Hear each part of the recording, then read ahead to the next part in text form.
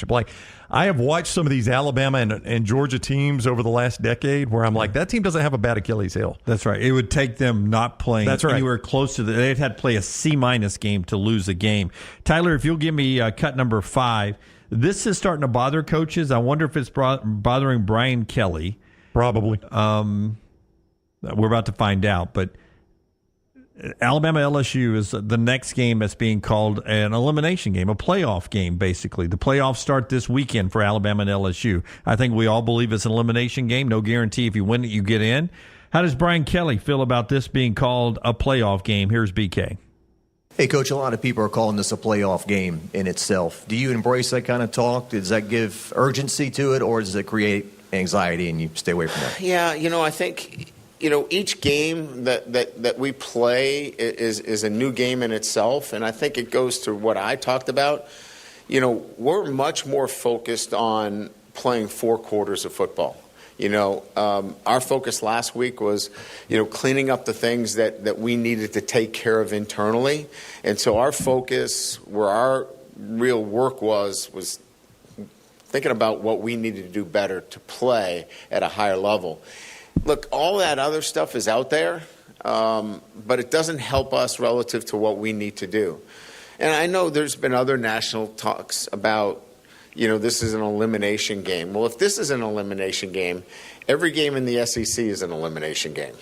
Everybody that has a loss, everybody that has 2 losses, everybody that plays each other, it's an elimination game. So we can kind of put that to rest. This is really about each team in the SEC knows where they're at, right? I mean, the record speaks for itself. This is about you need to play your very best when your best is needed. He's wrong in what he says. Well, it's an elimination game. Yeah, it is an elimination game because you got 2 losses. Yeah. I mean, if this were Texas playing Georgia again, that's 2 one-loss teams. This would not be an elimination game. By the way, they've got a bad loss. Yeah. Who, LSU? Yeah. It's crazy that USC has become a bad loss. But if they had not lost to USC, and if Alabama had not lost to Vandy, this would not be an elimination game. This wouldn't be an elimination. It would not for either team. That's why he's wrong about what he said. And it would still be, and before people say, well, then it wouldn't be important. And this is one of the reasons it's devalued the regular season. Would be important because the winner would be in the driver's seat to go to Atlanta, win that game, and get a bye. Yep. It's a big enough game, whether it's an elimination game or not, that game day is there this week. Brian Kelly was joking on Feinbaum. With Nick Saban coming to town early, will you let him come to practice? He still is a paid employee of the University of Alabama. And he said, we got to be careful with that. We'll let him come to practice. We won't let him in the huddle or inside the football building. And then I think Paul pointed out to Brian Kelly that you wouldn't have that nice football building if it wasn't for Nick Saban. That is true. He certainly started it down the road. He did get that thing built down in Baton Rouge. All right, fun weekend ahead. And again, remember, we're all Americans when this is all said and done today, and we'll start rebuilding or building more, however you look at it, tomorrow after the election tonight. Be kind, love each other, and until next time, God bless you, and God bless America.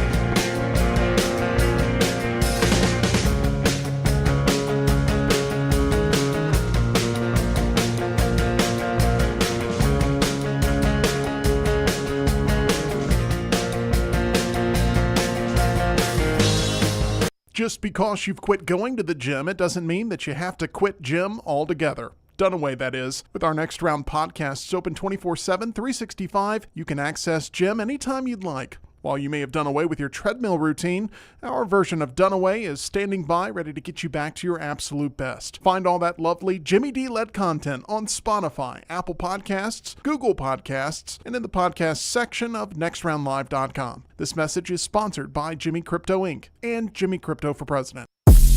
From the creators of The Next Round comes 2 new sites, covercrimson.com and thebarnauburn.com. 2 team sites with the same excitement and information-driven content that you get every day on The Next Round. Live daily shows, recorded shows, free of charge. plus premium content with insider information starting at just $1. And it's the perfect gift for the Alabama or Auburn fan in your family. CoverCrimson.com or thebarnauburn.com. Sign up today. Jim Dunaway, Lance Taylor, Ryan Brown. Live from the Birmingham Racecourse Casino Studios, the next round, presented by Bud Light, is on now. Live show now as we roll in on a Wednesday. Long day for these guys. They've got trivia later tonight at Odie's. More about that later on. Little T, not LT. Little T and I head down to Auburn as we continue our opening week of college basketball. We'll be down on the plains at Neville for their 56th straight sellout.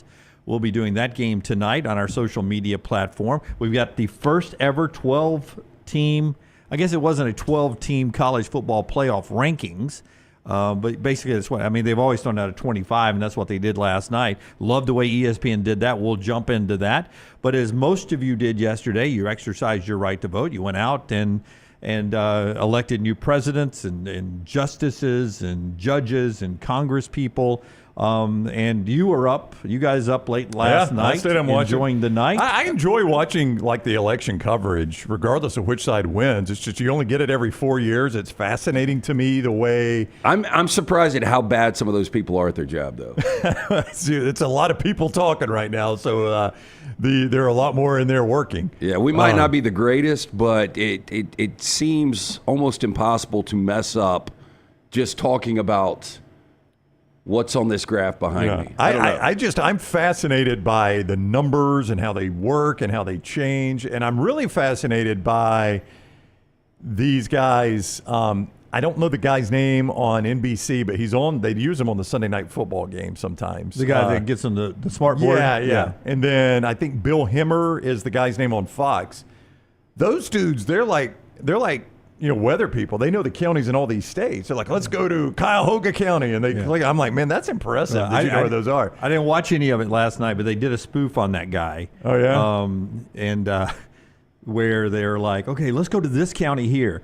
And then they're like, okay, this one's trending right now in favor of the Democrats. And then they're like, but let's look a little closer. And they go down, look at this neighborhood right here. It's like, this goes down to this show, and this is Republican, but it goes even more. And it goes into one particular, this is the Johnson house. Yeah. And it's a total spoof. And then they go, but let's go inside that house. This is the guy that's going to decide the election. It's like, he's a 6'2", white male, he's a trucker, and they have him spinning around like a video. It's hilarious because that's the way it's gotten now. You get really down to the street levels almost. So I don't even think I know all the counties in Alabama. That's what I was going to say. Like if I handed you guys a blank map. No. Oh, I don't know all the names, no. If a blank map is right there. Yeah. And I said, just fill in all the names you knew. What do we have? 67 counties, I think, in Alabama. How many do you think you can get right?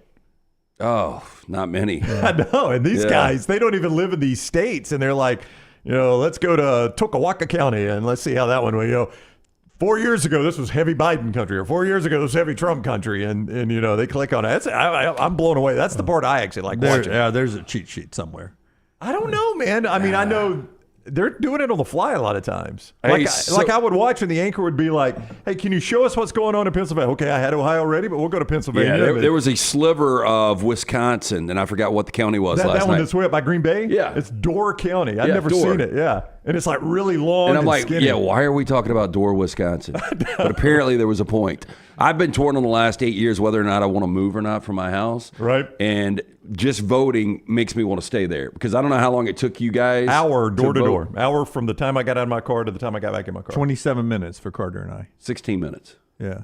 Really? Where'd you About vote? 35 for me. 35? Did you? I'm at Meadowbrook Baptist though. across, like literally I can walk to vote, but I actually drove over there, and from me parking to me leaving is 16 minutes. I was at a church too. We used to do it at Asbury, but now I'm at the Church of Brook Hills. Yeah. And it was 27 minutes. Yeah, I went. And they offered me cookies and water. Oh, did they really? Yeah, I got offered a bunch of stuff too. I went right after the show, so it was roughly 1 o'clock when I got there. And it was an hour. And then my wife went to the same place, but she went later on, and it was like 30 minutes for her. Yeah. They kept it moving, though. Typically where you vote, there's people that are your neighbors that you see. Yeah, and you haven't seen in a while. You didn't? And like the running joke, which was literally uncomfortable for the 16 minutes I was there, I continued to hear people say, aren't you supposed to be at work? Aren't you supposed to be at work? Well, aren't you? They gave, you know the joke that was at mine? They gave me one that's already filled out. Nah, I'm just kidding. Yeah. Everybody does use the same jokes on that line, don't they? That's fun, though, man. I enjoyed the voting process. I like teaching our kids. But you know what my daughter had last night? And I appreciate her teachers doing this. The map? Blank U.S. map. You told us that yesterday. Yeah. How did it end up coloring? Because I was thinking about her because they, sometimes they do so much on those boards. And I was wondering, I hope she doesn't start prematurely coloring any in. Well, Wait till they call it. I know. I told y'all that. I was like, I hate to tell her, but I'm color in 45 before the night even starts, right? But they had done a good job. She's fifth grade, so it's pretty impressive for fifth grade. They had taught her the battleground states, so she knew. She said up front, all right, tonight we're really watching Georgia, North Carolina, Wisconsin, Michigan, and Pennsylvania. I was like, dang. Wow, here we go. That's a nice job. Fifth grade, I didn't even know they were all states. I know. I would have called Pennsylvania Penn State, I think, in fifth grade. So she was excited just to color one of those in, whether it was red or blue, just knowing that it was that important, right? So every time they were like, okay, we're ready to call some states. All right, Hallie, they're ready to call some states. And she was ready to go, man. And then she'd get disappointed, like, well, I didn't get Georgia or North Carolina. So she promised me. She fell asleep in the chair. She's like, will you wake me up if one of those states gets called? And I said, absolutely. So Georgia was the first of that group to get called. So I woke her up, she colored it, and went to bed. Yeah. Happy she didn't say wake me up on the other six? No, she did not. She just wanted to color one of those battleground states. That's all they talked about. Good for her. But thanks for everybody who went out and voted yesterday. Remember, we're all in this together. Let's make it great. 4 years from now, we'll do it again and keep churning this thing out. 248 years of it now? 76. That sounds right. Yeah. He's usually so good at math, but he looks so tired. I am exhausted. I mean, you had a watch party last night. Is that right? No, well, it was just me and a couple other people. But yeah, we were up way too late. Y'all had snacks and drinks. It was like a football game. Yeah, and it got to a point I was like, were y'all cheering? Did y'all have a board? Yeah, you could do a board. This blue wall thing, I was like, man, this thing is so prepared. Like, they knew that we were going to be rolling into the blue wall that everybody's talking about, and I was like, just let's get this thing done. Yeah, let's tap out somewhere where I can go to sleep. But it was like, I don't know, after 2 a.m. Yeah, Tyler, you said something, and I talked over you. What did you say? Oh, I was asking what episode we were on since you told us how many years we've been. Well, I guessed at 248. I don't know if that's right. Episode 823. So all right. Yeah, if these were years, we've lasted longer than the democracy right now. But here we go. Let's see what happens the next 4 years, and hopefully 4 years from now, we're still doing this, and you're still doing that, and we're still a country, and everything is still working well. We'll get to the college football playoffs. Selection last night. But one thing, I'm going to get this off the sheet here really quick. The cut number 7, some of you saw this yesterday. When I saw it initially, I just saw the headlines. And if you don't watch coverage, you just go by headlines and social media. I thought, oh, my God, controversy in South Carolina and the voting and all this. So here's what happened to Dabo Swinney. And this, I'm named after my dad, and there are other people not in our family who have the same exact names as I would never. I said when I was little, I'd never have a kid and name them exactly my name because it gets complicated. Yeah. And it got complicated yesterday in the Swinney voting line. Here's Dabo Swinney yesterday. Every single day, I give my very best. Sometimes your best ain't good enough, But man, you got to be committed to being and doing your best every single day. That's what I try to do. So, tried to go vote. Tried to go do my best and vote this morning. They told me I couldn't vote. That was quite a experience. And I walked in there. I was like, okay, it's like right after school. All right, this is going to be perfect. And I walk in, I'm the only person in there. And they're like, hey, coach, And then they hit the thing. I'm like, I'm sorry, I can't give you a ballot. And that's what I'm thinking. I'm like, dang, they done voted me out of the state, lost the game. We're 6-2 and 5-1, man. They done shipped me off. But no, they said, he said I'd already voted. And I was like, no, I can assure you I hadn't voted. Well, it says we issued you early ballot. I'm like, and you voted? I'm like, no. And as it turns out, Will, my oldest, voted last week. And they somehow messed it up, didn't verify his birthday or something, and they counted me as the vote. And it was what was going to take 10 minutes took an hour trying to do my best and be a good citizen and go vote. And sometimes doing your best ain't good enough, you know. You have to keep going, though, keep figuring it out. Hey, a couple of things. That shirt is kind of like that bottle of bourbon yesterday where it looks like somebody just printed something and put on the Clemson logo. For those that know Bama and bourbon, go watch that. Is what you're talking about. So you're like, that shirt didn't actually come with a logo on it. You just got a sticker and popped it on doesn't it. It look like it does that? a little bit. Very, very random one of shirt. the old iron-on graphics you'd get in a cereal That's right, box. yeah. A little too glossy for that shirt. Plus the white around it, it doesn't look right. I will say there will never be a coach that will accomplish what he has accomplished at Clemson. Do you get the feeling, though, that Clemson fans are kind of just tired of this? Well, I always love it that you go into a huge topic, and that's a great question because I was just throwing it up because he had a voting quirk, and by the way, he finished the voting part, and then I'll get into your question. But the voting quirk is Dabo's vote and his son vote to, I assume, for Trump won't be counted until Friday. They have to be verified by a judge. I feel like there's a better way we could do this whole voting. Maybe that Elon's now involved. We can figure something better out in the future. But a little quirk there, and the Swinney vote doesn't actually count until Friday when a judge has to verify it for two people. How many people in America? I mean, we got to verify for two people. I bet that judge got a stack. Yeah, I'm like, okay, stamp this. Did we call this already? Why am I doing this? Oh, really? I saw the other night on NBC. It was over. But every vote should count, Yeah. but having to verify it just because of that, I do wish it was a more precise way of doing this. It seems like they do a pretty good job on Dancing with the Stars and American Idol. Well, I mean, it's just amazing how we know some of these East Coast states and how quickly you can call that state, and there's just certain places that take forever to call. They're just doing what's it? Angles, trends and angles. Well, I will say on though, a lot of states. Yeah, I will say, Alabama yesterday. Yeah. Me and my son, we're going to vote. Well, but we knew the results before the vote, right? So, Yeah. I mean, you're just doing vote anyway. You're just doing your. Oh, we had our buddy Josh on the ballot. We had other things we had to go vote for. Florida screwed it up bad one time, and they were like, "We can't have this. This is unacceptable." So they fixed it. They've got the best system in the country. Everybody ought to just copy that. Yeah. Well, I told my son that it used to be a lot more fun.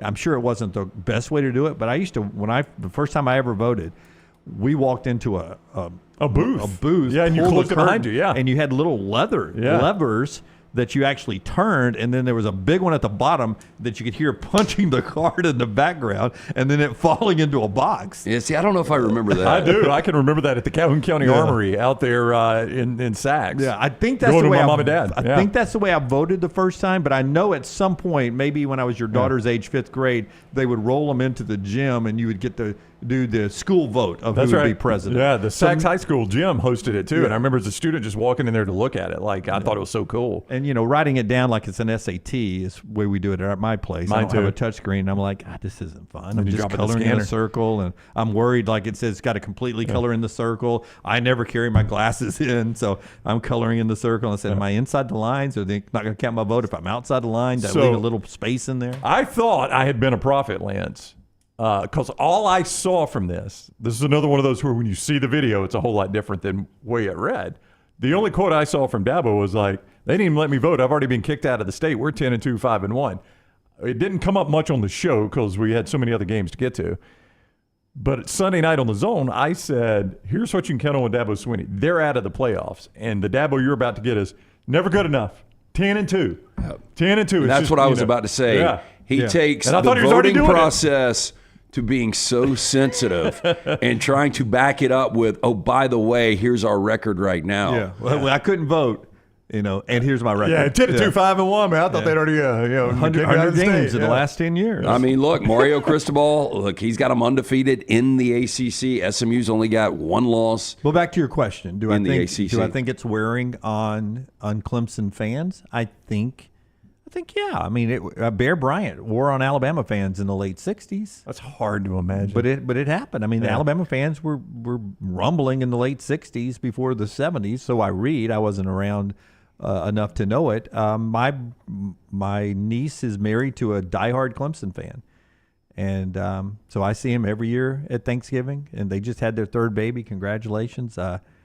And he's not 100% Dabo. Well, we had now. a Clemson, Anne-Marie, our Clemson intern this past summer, and she said that all the students there, they're like, enough. Yeah, well, because the students that are there now, They've never seen a championship. when they were kids, they were national champions runner-ups or semifinalists. Now they go to school there, and it's like the down years for Clemson. Yeah, but if I take you guys back to 2015, 2016, again, and you only get 12 teams, but would you have ever thought there would be a time where Clemson wouldn't be in a 12-team playoff? You know what? That's the thing.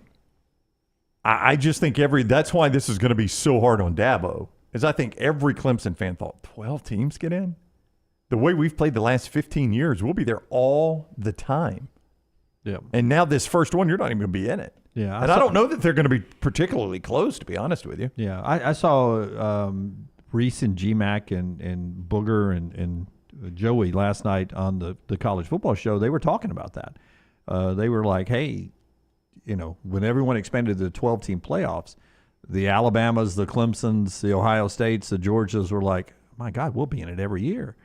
And it's a point I made, and I think we all agreed, and we all made the point that all of a sudden this 12-team field doesn't look big enough because there's been so much parity. And I think we have about 9 or 10 teams fighting for 3 spots, which sounds like the old way right now. There's no guarantees in it for the Alabamas. Clemson's out now, and no guarantee that Georgia even gets there, though they look pretty good right now. I mean, all of a sudden that 4-team field almost looks the same size as the 12-team field. Yeah, I mean, there are teams that won't get in. Like if Alabama loses to LSU, like when they announced the 12 team, now Nick Saban was still the coach at Alabama, came on the board, not taken over yet. Then you guys think, well, there will never be a year under Nick Saban where Alabama's not in the 12 team. Yeah, I really didn't think it with Kalen DeBoer. Yeah, and now year one, if they lose this game Saturday, it's a reality. And Clemson's already dealing with that reality right now. I do think it's interesting. I know we'll get more into this game, but this is exactly what Bama fans thought, right? 9-3 for the pessimistic Bama fan, 10-2 for the optimistic Bama fan, and it comes down to this one game. So if you get this game, I think all Alabama fans, if they get to a playoff, I think Alabama fans would have to say it's an A year, right? I said that on the show and chopped it up and sent it out on my social media, and people thought I was crazy. But I said the same thing a few weeks ago after the Tennessee loss. I said, you guys are all bitching and moaning, but we all thought that we didn't think it'd be Vandy and Tennessee. We thought it would be Georgia and Tennessee. And we thought right now you'd be 2-loss Alabama, win the rest of them, be in the playoffs, and you all would be happy. Is exactly what I said on the show. They're trending exactly. Now, the path to get there, we thought it would be a loss to Georgia, win over Vandy.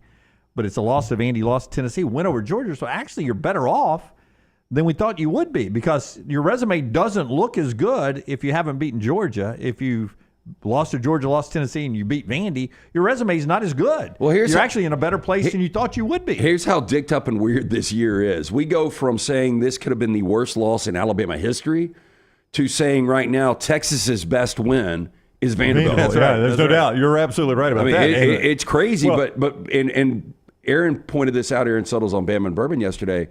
If they wouldn't have taken that Vanderbilt loss early, it would feel different. Yeah. Just because of where Vanderbilt is right now. I mean, so if you had been able to see Vandy, like if they had lost to Vandy where Auburn lost to them, but my point is, it's not a terrible Vandy team. I don't think Vandy would have snuck up on them. Yeah. Now, you might have been better off playing them late in the year. Yeah. To your point. A little bit more in this opening segment. We'll get to the playoffs, the unveiling in our next segment. Josh Pate is on the show. I wonder if Josh Pate got any votes for president yesterday.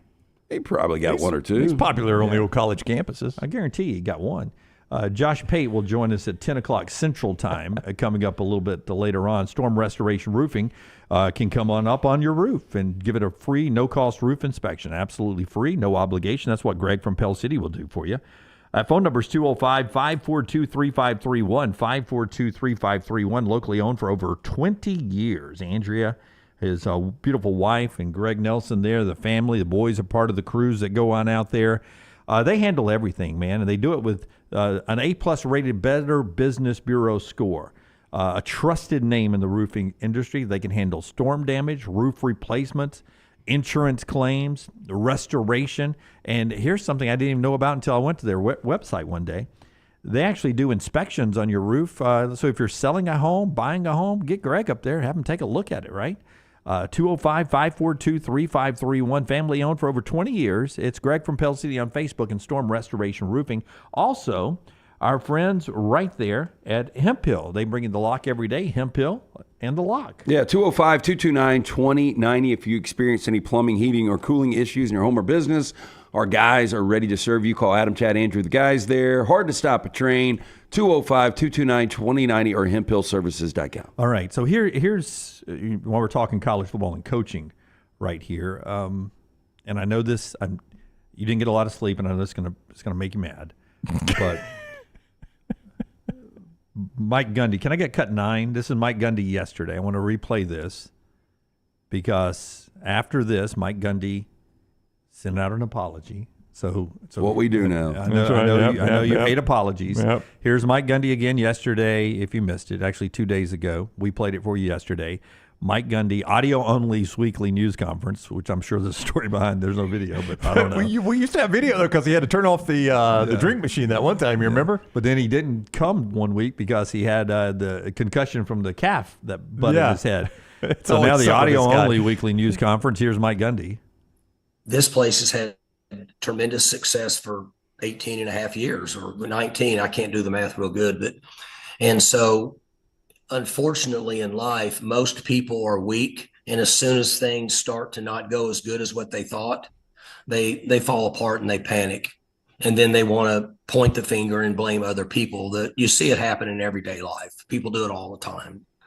That's why I refuse to watch the TV and watch the news, because I get tired of people complaining and bitching about this and that versus just doing something about it and trying to figure out a way to make it better. Well, that's what happens in college athletics. And as Jenny said, she's exactly right. It's just on the bigger stage where people can voice their opinion. And in most cases, the people that are negative and voicing their opinion are the same ones that can't pay their own bills. They're not taking care of themselves. They're not taking care of their own family. They're not taking care of their own job, but they have an obligation to speak out and complain about others because it makes them feel better. But then in the end, when they go to bed at night, they're the same failure that they were before they said anything negative about anybody else. Mike Gundy, and then he issues this apology yesterday. I apologize to those who my comments during Monday's media call offended. My intent was not to offend any of our fans who have supported us and this program through the years.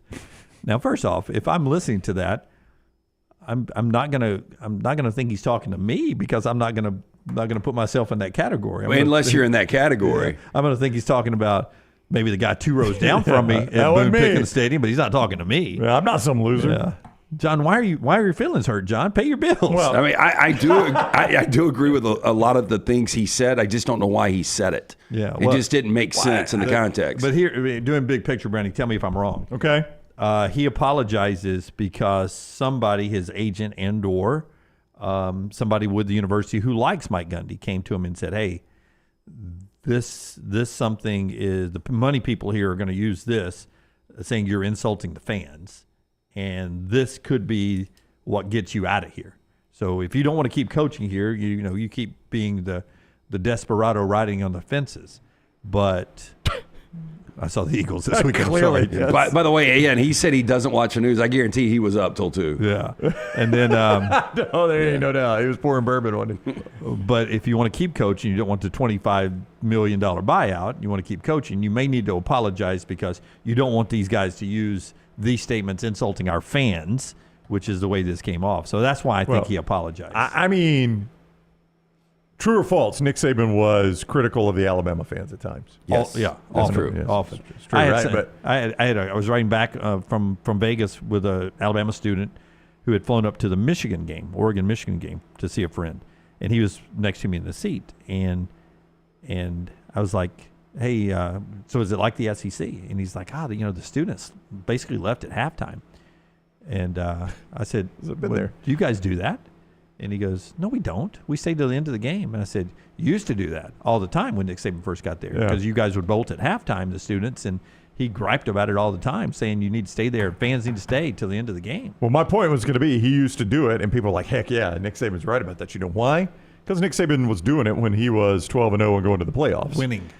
Mike Gundy's 0-6 in conference and 3-6. That is not the time you start criticizing your fans. Now, if Mike Gundy had BYU's record right now, 8-0, 5-0, and he said exactly what he said right there, everybody would be like, "He's right, man. This lower end of our fan base sucks." Coach is right. But when you're losing, you don't criticize your – I mean, it's never really good to be personal when you criticize them. I don't think Nick Saban ever got personal. He would just criticize fan behavior he didn't like. He didn't group it into being a bunch of losers and can't pay their bills. I mean, that got really personal. We only got 7 home games. Yeah. We only got 7 home games. Where are you going? Yeah, a bunch of losers that can't pay their bills. They're the ones that are leaving at Can't halftime. take care of their family. I mean, that got super personal with Gundy. That's never a good idea. All right, one more thing in this opening segment after we tell you about great folks like our friends at Academy Sports, where you can get by there and get ready for hunting season or anything else. You absolutely can. It's the brand new location right there on Highway 280, Academy Sports and Outdoors. Now open, the best sports equipment, outdoor gear, apparel, and footwear from the brands you love, all at everyday low prices. Wide selection of trusted brands like Nike, Stanley, Brooks, Carhartt, Blackstone, Yeti, Titleist, Shimano, and more. Academy Sports and Outdoors. I had a buddy look over last night watching the election results, and he's like, "What is that on your head?" It was my laser cap, my non-invasive treatment I do 3 times a week, 30 minutes each time. I don't know who Lance voted for. Does it light up? Yeah. Oh, that thing's blinding, but you can't see it. But so in the dark, it's lit up?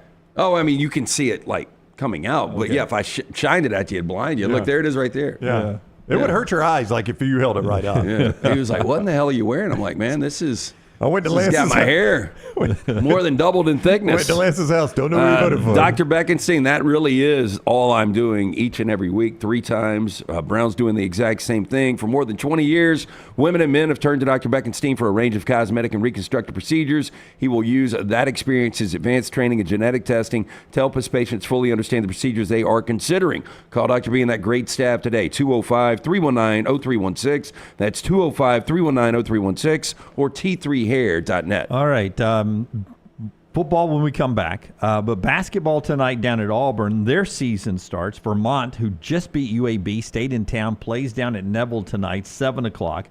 Taylor and I will be on at some point. Set your alerts on the video platforms for next round with our little pregame conversation about Auburn and Auburn basketball. But you know it's going to be a sellout, 55 consecutive sellouts. The question will be what this Auburn team looks like. I'm going to tell you, I think tonight's Auburn-Vermont game a little bit more of a challenge than Alabama-UNC-Asheville, so maybe a little bit more of a realistic view of what you need to be if you're Auburn than maybe Alabama had to show the other night. Through 2 exhibition games, Janai Broome is who Janai Broome is. He and Dylan Cardwell, Little T was telling me, actually on the court together some. Which is different. You sort of like that. But they've got some outside shooting. Pegues and Mike Kelly, pretty good from the three-point line. So it's going to be great to see this new-looked Auburn team tonight, and we'll have all that coverage for you later tonight. But the one basketball game that's you have to do this a couple of times if you're watching it. You get the debut of John Calipari tonight in Arkansas gear. Lipscomb in Arkansas. It'll be an easy win for the Hogs. What time is it? That's 7 o'clock on ESPN+. Oh, you were saying this because it's Cal in Arkansas gear. I thought you were telling me they were playing like 10:30 or something. So why are they doing that? No, it is. I'm not going to believe what I'm seeing. It's Calipari, and from everything I'm reading out there, from those close to the program, they are saying, and friends of John Calipari, I have not seen him this motivated in over a decade.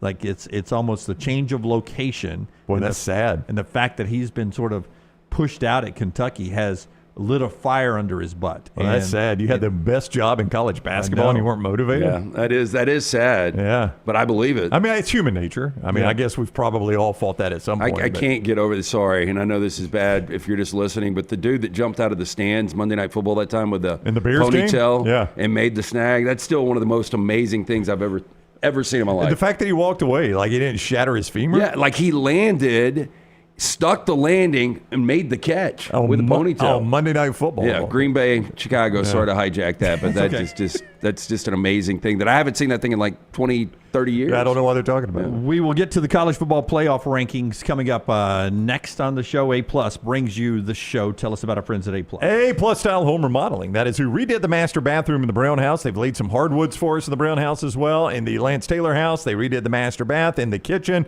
They specialize in master bath kitchen and master bedroom closets. That's their specialty. So if you're tired of the old outdated master bath or kitchen or the master bedroom closet that's not functional enough, call Brad Bell. My wife found him when it came time to do our house. She scoured the internet looking for the right person for the job. Brad was the guy she selected. And I'm glad she did. He did tremendous work for us. He can do it for you as well. 205-422-1758. That's 205-422-1758. Brad Bell, A-Plus Tile Home Remodeling. Everything Next Round is on demand now in the podcast section at nextroundlive.com. Your new Academy Sports and Outdoors is now open in Birmingham with the best in sports equipment, outdoor gear, apparel, and footwear from the brands you love, and all at low prices every day. Academy Sports and Outdoors carries a wide selection of trusted brands like Nike, Stanley, Brooks, Carhartt, Blackstone, Yeti, Titleist, Shimano, and more. Plus, you can shop online or on the app with free in-store pickup or enjoy free shipping to your home on purchases over $25. Your new Academy Sports and Outdoors is located at 4610 U.S. Highway 280 in Birmingham. Hey, let me tell you about our friends at Urology Centers of Alabama. Compassionate and comprehensive urological care with 35 physicians, 17 locations across Alabama. Their patient-centered approach to all of your urological needs. Remember, they've got that new men's health center. It is beautiful, helping men with a wide range of sensitive male issues in a comfortable environment. You can always go online, visit urologycentersalabama.com, schedule an appointment with one of their many urologists today. Hey, you. It's the holidays. Give cheer a lift. And at New Balance Birmingham, we got the gift. That holiday vibe? Find it inside. Come together at New Balance Birmingham on Highway 280, right next to Chick-fil-A. New Balance Birmingham, we got now. Let's face it, a home is one of the most powerful assets you can have, and our friends at Mortgage Right want to help you build wealth through home ownership. Mortgage Right is all about providing competitive rates, a variety of loan products, and a multitude of resources for a seamless home buying experience. They treat their borrowers like family and are always looking to bring more happy homeowners under their roof. See more by visiting mortgageright.com/TNR today and start living. That's mortgageright.com/TNR. NMLS 2239, Equal Housing Lender. Stop by the New York Butcher Shop and pick up the finest in certified Angus prime beef steaks and burgers, premium pork chops, ribs, and all-natural chicken cut to order just for you. Their chef-prepared entrees and side dishes are the perfect dinner-to-go choice for your family and are ready to heat at home. With a great selection of fine wines and desserts, the New York Butcher Shop is your one-stop dinner shop. 2 locations to serve you, Cahaba Heights and on Highway 119 in Greystone. The New York Butcher Shop. Rare quality, well-done service.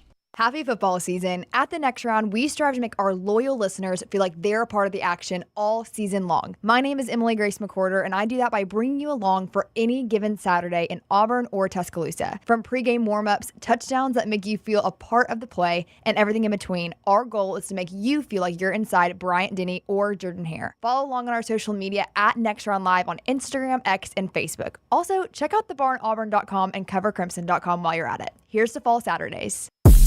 From the creators of The Next Round comes 2 new sites, covercrimson.com and thebarnauburn.com. 2 team sites with the same excitement and information-driven content that you get every day on The Next Round. Live daily shows, recorded shows, free of charge, plus premium content with insider information starting at just $1. And it's the perfect gift for the Alabama or Auburn fan in your family. Covercrimson.com or thebarnauburn.com. Sign up today. Bryant Bank, member FDIC, equal housing lender. Follow Next Round Live on Twitter, Instagram, Facebook, and YouTube. The social media team at Next Round Live is dedicated to giving you daily news conferences and practice video from UAB, Alabama, Auburn, and around college football. Follow and compare to the sites you used to visit. You'll also get the latest highlights and news from the Next Round Daily Show. Turn on the notifications so you don't miss a thing. Next Round Live on Twitter, Instagram, Facebook, and YouTube. See more at nextroundlive.com.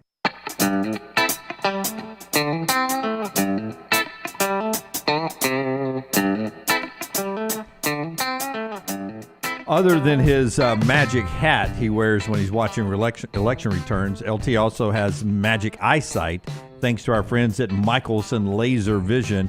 Years ago, since then, so many of our friends, listeners, viewers have gone by there and found out why Dr. Michelson and his team are so special. Yeah, I saw our man Goose in the chat yesterday say it was one of the best decisions he ever made. I've said that before in radio. It was an incredible decision to get it done back in 2003. I wore the contacts. I was wasting money each and every year on the contacts. Went in to see Dr. Mark Michelson, got the procedure done. I've still got 2015 vision, better than 2020. Do you or a family member need to make benefit selections at work now? Do you know your FSA or flex spending can be used to help you see clearly without the hassle of glasses or contacts? Yes, LASIK and Michelson Laser Vision might be a good choice for you. Book that consultation today with Dr. Mark Michelson, Dr. Jen Michelson. Find out if you can use your FSA or flex plan funds to get freedom from the hassle of glasses or contact lenses. Again, schedule the hassle-free consultation, 205-969-8100 or online, michelsonlaservision.com. Listen, there are a lot of good follows out there on Twitter and on Instagram or wherever you follow us, and I appreciate you following us. If you're watching and not following us on those two platforms, you're missing out. I'm telling you, especially on game days, but every day, Forrester and Taylor, especially on football Saturdays, post-game that Forrester gets out is so quick for Alabama, Auburn, other games around the country. And then the videos, the plays he sends out, everything Taylor and EG do on campus, just such good follows and stuff. That included yesterday when they're reacting to everything going on with the college football playoff rankings. We had a quick graphic up ready to go yesterday. And this is the way it looked. If you missed it, they announced it as a ranking, but as they got to the top 12, they also placed them inside the bracket. So this is the way the playoff bracket looks after the first college football rankings, where Oregon is the 1 seed, Georgia is the 2 seed, number 3 in the ranking. More on that in a second. Miami's the 3 seed. BYU's the 4 seed. So those are the 4 conference champion byes. Boise State right now filling in what we expect to be the normal slot, the 12 seed. It felt like they just put them 12. For the group of 5. But it is interesting to remember that if they didn't have the automatic bid, they'd be in the conversation of just being an at-large team because they're ranked that high as well. And then the matchups would have the 5-12 being Ohio State against Boise State in Columbus. The 6-11 would be Alabama in Texas against the Longhorns. The 7-10 Penn State in South Bend against Notre Dame, and then Indiana and Tennessee in a fun matchup there in Knoxville. That's the way the playoffs would look with the rankings last night. So I ask you guys first, elimination game, Alabama, LSU. One thing Alabama's got to overcome to stay in the field and stay in the playoffs is crowd noise. It caused so much problem in Knoxville. Here's Nick Sheridan on the problem they faced Saturday night down on the Bayou. Yeah, hey, Coach, you just mentioned crowd noise. What did you maybe learn from that Tennessee game that can help you guys going into the road game at Baton Rouge? Yeah, that we need to be better. I think that's what, was evident. We obviously didn't start the game off the right way relative to the noise and the communication. We've continued to work on that, as a group, as a staff, to make sure that, what we're asking them to do in those moments, that they can execute it at a high level. And so I thought there were moments in the game the last time we were in an environment like this where we were fine, we settled in and were able to communicate, but certainly we didn't start the game off the way that we would like. And so, I think the message was to learn and grow from those experiences so that you can do better the next time you get in those environments and atmospheres. So, Brand, when you saw the rankings last night, I know Kalen DeBoer may not want to describe it that way, and Brian Kelly may not want to describe it that way. But this is a playoff game. This is an elimination game. Yeah, there's no doubt about that. And that was one of my criticisms of Kalen DeBoer and the coaching staff coming out of the Tennessee game when I say I thought that was a poorly coached team in that game. And you guys were there, so you saw this in real time. Now, if you were back here in Birmingham watching, you were watching Miami take knees in Louisville and didn't quite get to see all this play out, right? But that first series you're talking about where they were going the wrong direction. Correct. You guys saw this in real time. Alabama wins the toss and takes the ball. Yeah. Which, when you're on the road in a hostile environment and you win the toss and take the ball, it tells me 2 things. Number one, it tells me you really like your script. Like you have scripted something up and you're like, we have watched film, we've identified a weakness. We think they'll be slow to adjust to it, so we think in this first possession we've got a matchup we really, really like. And you better get 7. Yeah, you better get 7. We can score, and we can take the crowd out of it on the first drive. Now, they may adjust to it, but we're going to show it to them in this first series and see if they adjust to it, and we've got a mismatch we really like. So and we've got a plan off of that's going to hit them again. Right. That's number one. The other thing it tells me, Lance, when you're playing in a hostile environment is we've got a really good plan for dealing with the crowd noise, because no matter how the game ends up, it's going to be loud in that first possession. Yep. And you said it's the loudest first possession you'd ever experienced. Yeah, it was. Well, Alabama did not have a good script, and they did not have a plan for the crowd noise. Yep. So that was a complete failure to take the ball right out of the chute in Knoxville. So they got to be better about that. And crowd noise affected them that whole game. Yeah, I was wrong because I leaned to the people in press box. I said, God, I can't remember Nick Saban ever taking the ball, and they were pointing out games that he did they would occasionally take the ball, but usually he liked to defer and have that ball to start the second half, which I always do too. When I'm playing video games, I always want the ball to start second half. That's right. I like to get that score going in and the score coming out in that middle 8. But crowd noise is a factor. Elimination game for you too, right? It's a playoff game. Yeah, well, week. the interesting thing about that is we said, well, you know what? With a 12-team playoff, a 3-loss team in the SEC might be able to get in. Now we're saying that's really not a possibility, at least this year. And a lot of that is based on the fact that you've got an undefeated BYU, an undefeated Indiana. You've got some of these other teams like SMU that's only got 1 loss, so it makes it more difficult. What's fascinating to me about this game is how bad the quarterbacks, at least coming out of the bye, have been. Like Alabama played their best defensive game against Missouri pitching in that shutout, but Jalen Milroe posted his three consecutive lowest rated games of the season, his last 3 games going into the bye. Nussmeier in that second half threw 3 picks and 19 attempts. Yeah. So both of those quarterbacks, it was a much needed bye, but which one of those guys comes out crisp? You're exactly right. At times, those have been, at different points of the season, the best quarterback in the SEC, one of the best in the nation, but they come in off of some bad performances.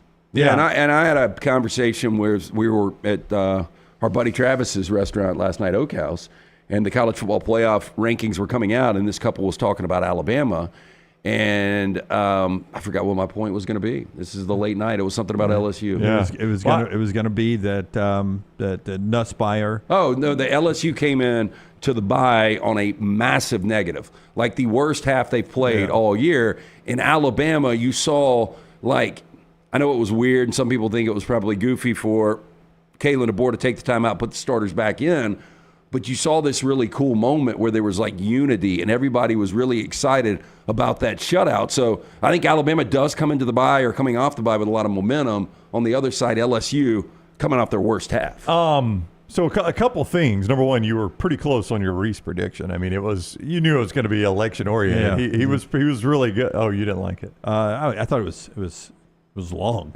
Well, it was long. Well, they got an hour to fill. They do. I mean, Ward Manuel ain't going to give you anything, and then the general, Can you paraphrase? I mean, it was very election oriented. It was like a 2-minute open. Yeah, where he was using the maps and. It's a new era in this country. No, it was the battleground states, but they've gerrymandered by adding West Coast markets or something like that. And then it's and all of a sudden Indiana's a battleground state, and show Indiana and Notre Dame. It was a lot of work went into it. Yeah. It wasn't bad if Reese is watching. It wasn't bad. It's just if Reese is watching. Yeah, I just it wasn't bad. That's a ringing endorsement. If Reese is watching. Yeah. Do you guys have a copy of the whole standings in front of you? Because it's going to be critical for me to ask you this question. Yeah, go ahead. Color coordinated too, bro. Oh, that's fantastic, Jim. That's not really going to help you answer this. Do you believe 100%? If LSU wins this game and doesn't lose another one, they are in. Yes. Okay. I'm going to need you to defend your answer, Lance. Okay. No, because of the Texas A&M loss. It's tricky. Yeah. It's tricky, Lance. It's tricky. Yeah. So, I hesitate to get into a ton of scenarios because the only thing I would say, look, I know there's not going to be good wins coming up with Florida, Vanderbilt. Well, Vanderbilt. Here we go again. So crazy. Oklahoma. But you would, at that point, if they go 10-2 and they've only got one in-conference loss. Two. Texas A&M. Texas A&M. Yeah. But that's tricky. That does get tricky because LSU could then be going to the SEC championship game, which I think would put them in. Yeah, could give them their third loss as well. But we've talked about that ad nauseum. But I don't think it's automatic with them because of Texas A&M, and I think they would need Brownie at that point. They would need BYU to Miami to make sure they win the ACC championship. I didn't want to get too bogged down. They don't need a bid stealer out there. Where's my bid stealers? I didn't want to get too bogged down into scenarios, Lance. But if Oregon, Ohio State, Georgia, you consider those in. Let's say Texas A&M beats Texas. Texas is still in. Penn State does lose again. They're in. Tennessee loses only to Georgia. They're still in. Indiana loses only to Ohio State. Well, now we've got to the bottom here. BYU is your Big 12 champion. Obviously, they are in.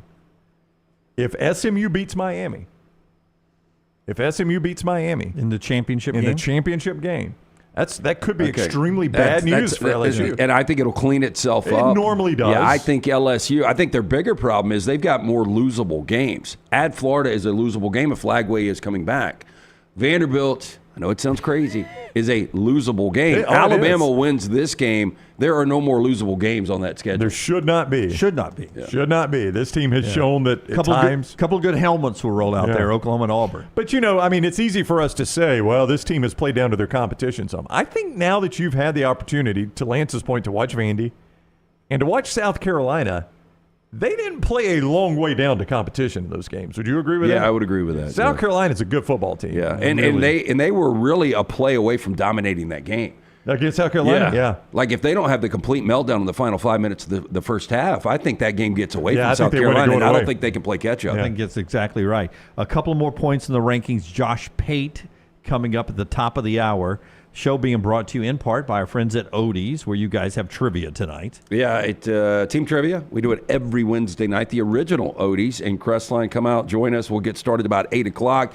You get there early, enjoy some of the great food from Rodney Davis, the award-winning wings, delicious burgers, great sandwiches, chili this time of year, ice-cold beer buckets full of the Bud Light. But Odie's Team Trivia every single Wednesday night, the Crestline location. There's also the newest location in Edgewood. Great food at both. Live music every Friday, Saturday night. Get in and see Will Haver and that great staff. It's Odie's Tavern. No joke. You had me so fired up for Odie's chili yesterday. That's where I was going to have lunch because I knew Carter's got a little car problem now, so I had to go pick him up, and I had not heard back when he was going to be out of class at UAB.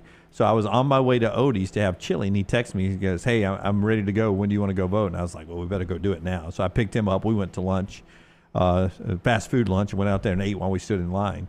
But you had me ready for that chili yesterday. Yeah, are we getting more rain today? It is drizzly today. Yeah, because I like the kind of cool fall rain with chili. Brown, I think we should get there early and knock out some chili. Okay. Why not? So trivia tonight. Also, our friends twist my arm. Also, our friends at MyBookie, mybookie.ag. If you watched our upset alert yesterday, the Brown Bandit changed his pick and got a cover last night with Ball State. I thought I was going to get the outright for a minute. Yes. Yeah. They were driving late, and the third down sack changed the course of that game. I'll tell you, man, I had a awful night at Lance's Lock. 0-3, yeah. And I felt really good about Bowling Green because, they were up 16 and they gave up a backdoor late touchdown. But if I was going to go 0-3, last night was probably the night to do it. Nobody's going to pay attention to that, are they? I mean, you won the you gave up the popular vote. That was a big win. Did you give out the popular vote? I did not. Oh, I thought you did. Do you know? No, I the problem with that is you had good odds on the popular vote. Yeah, the problem with that is when you get political, if you play against somebody's party or affiliation, and they get pissed about that. But then if you play what they want and they lose, they get even more pissed. It's just tricky with the political thing. And I'm going to do my bookie in a second, but I was just going to say the thing I noticed last night, and this is my bookie related. And I paid attention. I was watching for the last 6 weeks the polls almost every day. I was looking at poll information from some of the polling sources, which over the last couple of presidential cycles, both Democrat and Republican, they've not been terribly accurate. I mean, they've had a tough time getting accurate polls. Do you know what was most reflective of the actual outcome? Was the betting markets. Yeah, Las Vegas. I'm talking about over the last 6 weeks. So who is the old dude that is on Fox? Hume, maybe? Britt Hume? Yeah. My wife asked me how old he was last night. I was like, 82. Dude, they got to scrape this guy off. And because he kept bringing up the betting market. And then, Buddy was like, Man, he's got a point here with the. I said this dude said this 4 years ago. He got everybody excited about the betting markets, and you know what? If you were on that side, it didn't come through. But I'll tell you this time, and I did not think they were very efficient, the gambling markets on the presidential election. But it's actually the one thing that was most reflective. I paid attention because I see it every day on mybookie.ag of what actually happened. So, I mean, I'm not going to say it will be next time. I just thought that was fascinating. It got pulled down quickly. Oh, it did, because it got way out of whack. It got up to minus 1,800. It did. Alabama right now, not minus 1,800. The Crimson Tide going on the road to LSU, the game we were just talking about. They are 3-point favorite in that game, a total of 58. Well, I tell you what, I was looking at that classic old Florida State Notre Dame game. You guys fired up for that one? Notre Dame's 26-point favorite, primetime NBC for that one. You can play those games. MyBookie.ag, code next round when you sign on at MyBookie.ag, code next round. They double your initial sign-on deposit. So you make your deposit, you use code next round, they double that deposit at MyBookie.ag when you use code next round. Bet anything, anytime, anywhere. MyBookie.ag, code next round. MyBookie.ag, code next round. By the way, if you watched the college football rankings last night, virtually identical to the AP poll 1 through 17, except for Georgia and Ohio State flip-flop, and they actually correct the AP poll by having A&M ahead of LSU. If you had not noticed this week, the AP poll had LSU 15 and A&M 6. A&M was whatever they were one spot. As LSU was one spot ahead. I think it was 15 and for LSU and 16 for A&M. They got that right by flipping them back around and having A&M, who beat them on the field, ahead of LSU. They got that corrected in the rankings. But other than those two flip-flops, it's the same as the AP poll 1 through 17. You said shocking. I think it's always been very different from the AP poll. I was shocked it was so much in line with the AP poll. Have you seen the BCS? That's the one it always matched up to. I have not seen the BCS, and it varies very little on that, but it gets it exactly right at the end. And I've joked with you many times that it feels like they throw these shows out, and then on the last Sunday they're like, make do the everything work. printout. Okay, this is the rankings according to the computers. Yeah. But that was there last night. Did they insult BYU? Did they insult Indiana? Did they insult Boise? Did they get them right? That was one of my takeaways, not BYU and Boise. Well, I've got one takeaway on Boise, but can we do Indiana first? Yeah. Because I know Lance is big on the Hoosiers. If I'm an Indiana fan, I'm on the road. There's really no, other than beating Ohio State, there's no path for me to play a home playoff game. Yeah. I mean, but if I'm an Indiana fan and I see Tennessee, I'm like, I kind of like that matchup. Oh, yeah? Yeah. But, I mean, don't you think Indiana is – it's weird. They're either going to get a first-round bye or have to play a road game. That's their two options, basically. I believe, because we all just say that Indiana's losing that game, and I'm not saying they're beating Ohio State, but I really think Indiana believes they're beating Ohio State. Oh, they probably do. I mean, they're a sound football team that doesn't make mistakes, and Will Howard – showed very early he can make a mistake, pick six like mistake, and Indiana's got a fighting chance in that football game. Yeah, Will Howard I think is solid. How much better is he than Kyle McCord was last year? Will Howard scares me in big moments. The offensive line scares me a little bit. So I think they're beatable. Yeah, I will tell you. I still think they're kind of the best team in football. I don't know. I'll tell you who Indiana looks like right now. And that's that TCU team that ran to the national championship game. They just do the little things right, and they win football. That TCU game had to survive a lot. That's the only thing I disagree with. Maybe the TCU schedule is a little harder, and they relied so much on Duggan. Max Duggan had to do so many special things, and we've already seen with a backup quarterback in Jackson come in, mop it up against Nebraska, and then actually win a start. Yeah.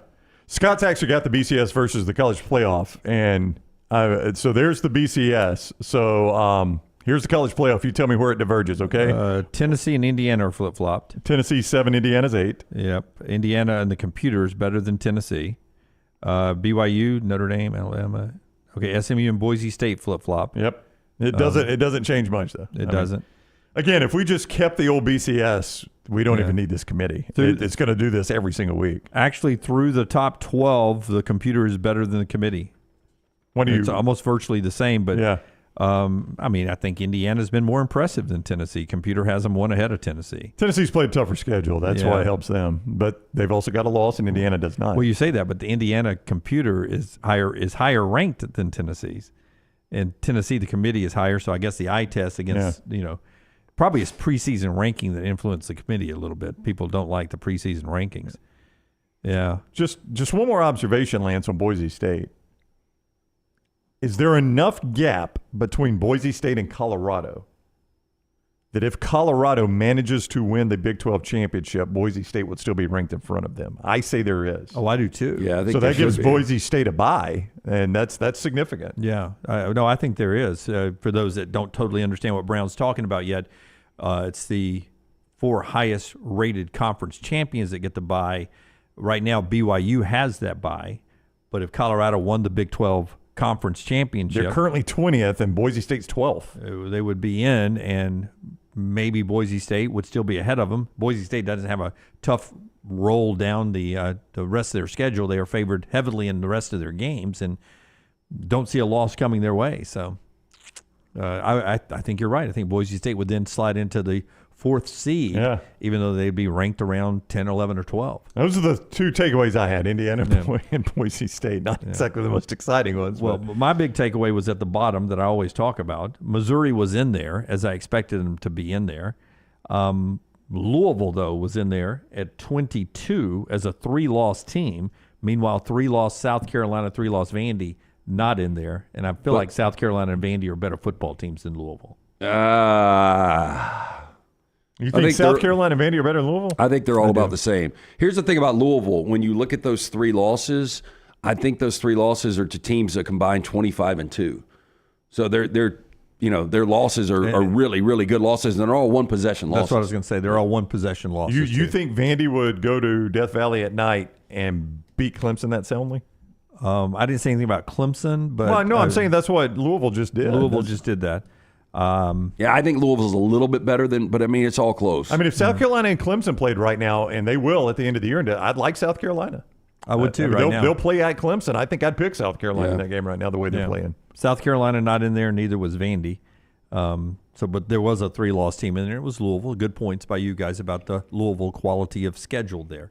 All right, and game control and any other phrase I can throw out there to make it sound like I watched the show last night. Josh Pate did. We'll talk to Josh on the other side when we come back. The show being brought to you by a couple of great folks, including our friends at New York Butcher Shop, LT, that provides your family, it seems like, a meal 2, maybe 3 times a week on average. I was emailing back and forth with our friend Jim at the New York Butcher Shop regarding Thanksgiving, and he just wants to remind everybody, doesn't want you guys to miss out on the incredible food. The New York Butcher Shop can cater your entire Thanksgiving feast, take that headache away for you. Their turkey's fresh, all natural, hormone free from Joyce Farms, one of the best poultry producers in America. Turkeys are fresh, but they can smoke or brine them. Also, they've got ham, smoked ham, certified Angus prime beef tenderloins, rib roast, all of their side dishes prepared in-house, feed 8 to 10. However, they can make a smaller size that will feed 4 to 6. They've got desserts like pies, cakes, banana breads, great wine selection to pair with your turkey. They're taking reservations now. Highly recommended, both locations. Rare quality, well-done service. It's the New York Butcher Shop. And if you're ready to celebrate the Crimson Tide this holiday season, do it with our friends at Daniel Moore Art, danielmoreart.com. You can do that with the 2025 calendar for the Alabama fan in your life. Some classic Daniel Moore artwork each month there to you hang on a wall in your garage or on the refrigerator, wherever you want to do it, your sports room. The 2025 calendar is available right now. Coupon code TNR gets you 20% off. 20% off. The Legend, a tribute to Coach Nick Saban and his 6 national championship seasons at Alabama, is out as well. You can get that at danielmoreart.com, danielmoreart.com. And Deuce is Wild, Ryan Williams, Zabian Brown's big win. The premium sketch is up right now, and you can get that pre-ordered at danielmoreart.com. It's perfect for the holiday season, danielmoreart.com. Follow Scott Forrester on Twitter at scottforestertv. Twin Peaks is the best in the game. Here, you're in the red zone for every college rivalry and divisional matchup all season long. On game day, you never have to decide which teams to watch, only what combination of bites, burgers, wings, and more to order. Plus, where else are your favorite draft beers always poured at a frozen 29 degrees? Only at Twin Peaks, the #1 sports bar. Stick around after the sun sets. Twin Peaks is open really late. Wind down with bourbon and late-night bites. Only at Twin Peaks. Hey, there's nothing worse than waking up to a plumbing problem. Don't get caught in a flooded house. Call the guys at Hemp Hill Services. Adam, Chad, and the team at Hemp Hill are the only ones I trust to fix it and fix it right the first time. Hemp Hill Services does it right and always at a fair price. For all of your plumbing, cooling, and heating needs, trust the name that Birmingham has trusted since 1954. That is Hemp Hill Services. Call now, 205-229-2090. That's 205-229-2090. This hour of The Next Round is presented by the Birmingham Racecourse Casino, now featuring 7 days of giveaways with your chance to win a share of up to $125,000. The more you visit the Birmingham Racecourse Casino, the more chances you have to win. By now, you guys know how I feel about my fashion. However, did you know that I care about your fashion choices? Cargo shorts are out, flip-flops are only appropriate on the boat, and please throw away that stained t-shirt from college. You may be thinking, EG, that's all I own. What do I do? Here's what you do. Go to nextround.store and fill your cart with a wardrobe that is approved by me. Stock up on logo t-shirts, hoodies for football season, and hats for every day of the week. Trust me on this one and head over to nextround.store to get stocked up for this season. Just because you've quit going to the gym, it doesn't mean that you have to quit gym altogether. Dunaway, that is. With our Next Round podcasts open 24/7, 365, you can access gym anytime you'd like. While you may have done away with your treadmill routine, our version of Dunaway is standing by, ready to get you back to your absolute best. Find all that lovely Jimmy D-led content on Spotify, Apple Podcasts, Google Podcasts, and in the podcast section of nextroundlive.com. This message is sponsored by Jimmy Crypto Inc. and Jimmy Crypto for President. From the creators of The Next Round comes two new sites, covercrimson.com and thebarnauburn.com. Two team sites with the same excitement and information-driven content that you get every day on The Next Round. Live daily shows, recorded shows, free of charge, plus premium content with insider information starting at just $1. And it's the perfect gift for the Alabama or Auburn fan in your family. Covercrimson.com or thebarnauburn.com. Sign up today. Hey, Lance Taylor from The Next Round to tell you about one of our favorite places for breakfast, lunch, and dinner. That is Hamburger Heaven since 1982. Hamburger Heaven has been serving Birmingham's best hamburgers, cheeseburgers, French fries, hand-spun milkshakes, and sandwiches made fresh to order. All of their ingredients are fresh and prepared daily. This includes their beef, always fresh, never frozen, hand-pattied each and every day. For breakfast, lunch, or dinner, visit any of the 4 locations, Highway 280, Irondale, Gardendale, and Homewood. Storm season is here. Make sure you have a plan of action in place right now. Greg from Pell City and Storm Restoration Roofing should be your first call when storms hit. Insurance companies love working with Storm Restoration Roofing because of Greg Nelson's name and reputation in the industry. When storms hit, call Greg Nelson. He's local, 205-542-3531. He's the home of the free no-cost roof inspection. Greg from Pell City on Facebook, 205-542-3531. It's Storm Restoration Roofing. Start your day online with our website, nextroundlive.com, for the latest videos, podcasts, and college football stories. It's also a great way to stream the show or shop in the Next Round store. Stay connected by visiting nextroundlive.com. Jim Dunaway, Lance Taylor, Ryan Brown. Live from the Birmingham Racecourse Casino Studios, The Next Round, presented by Bud Light, is on now. All right, new hour here on the show. We just talked a little college football in the opening hour about the college football selection process. We'll move that and continue the conversation with that, but also move it onto the field with some massive games coming up this weekend. Josh Pate, no better guy to talk to about that, but when you look at the schedule, there are potential shake-up snow globe-like weekend possibilities of some upsets this weekend. Oh, you're calling it snow globe weekend? I mean, you got a playoff game with Alabama LSU. You do? I mean, Florida State's got some talent. We got a holy war. We've got Michigan. Washington's not dog crap. Okay. Florida, if Lagway play, Look at Pate. Pate's laughing at there you. could be chaos. Pate. There could be chaos. Josh Pate from the Josh Pate College Football Show. Why are you laughing at Dunaway, Pate? I mean, Dunaway, could you do me a favor? I'm not one to waste time. Could you give me that FSU Notre Dame preview again? Because if I heard it correctly, it was FSU's got talent, and then just I mean, they do. They have talent. It has not been harnessed.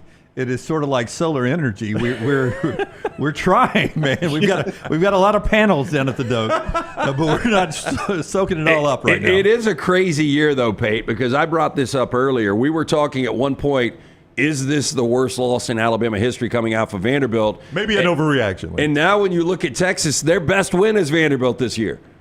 Yeah, there you go. That's why maybe I'm holding a pen in my hand, but maybe we pick up the pencil in the beginning of the year and we just write all of our opinions in pencil. Well, then we just come back and erase them later in the season. That's also why I always laugh at the concept of quality win, quality loss in September and October. And once you get to the end of the year, yeah, we can define this.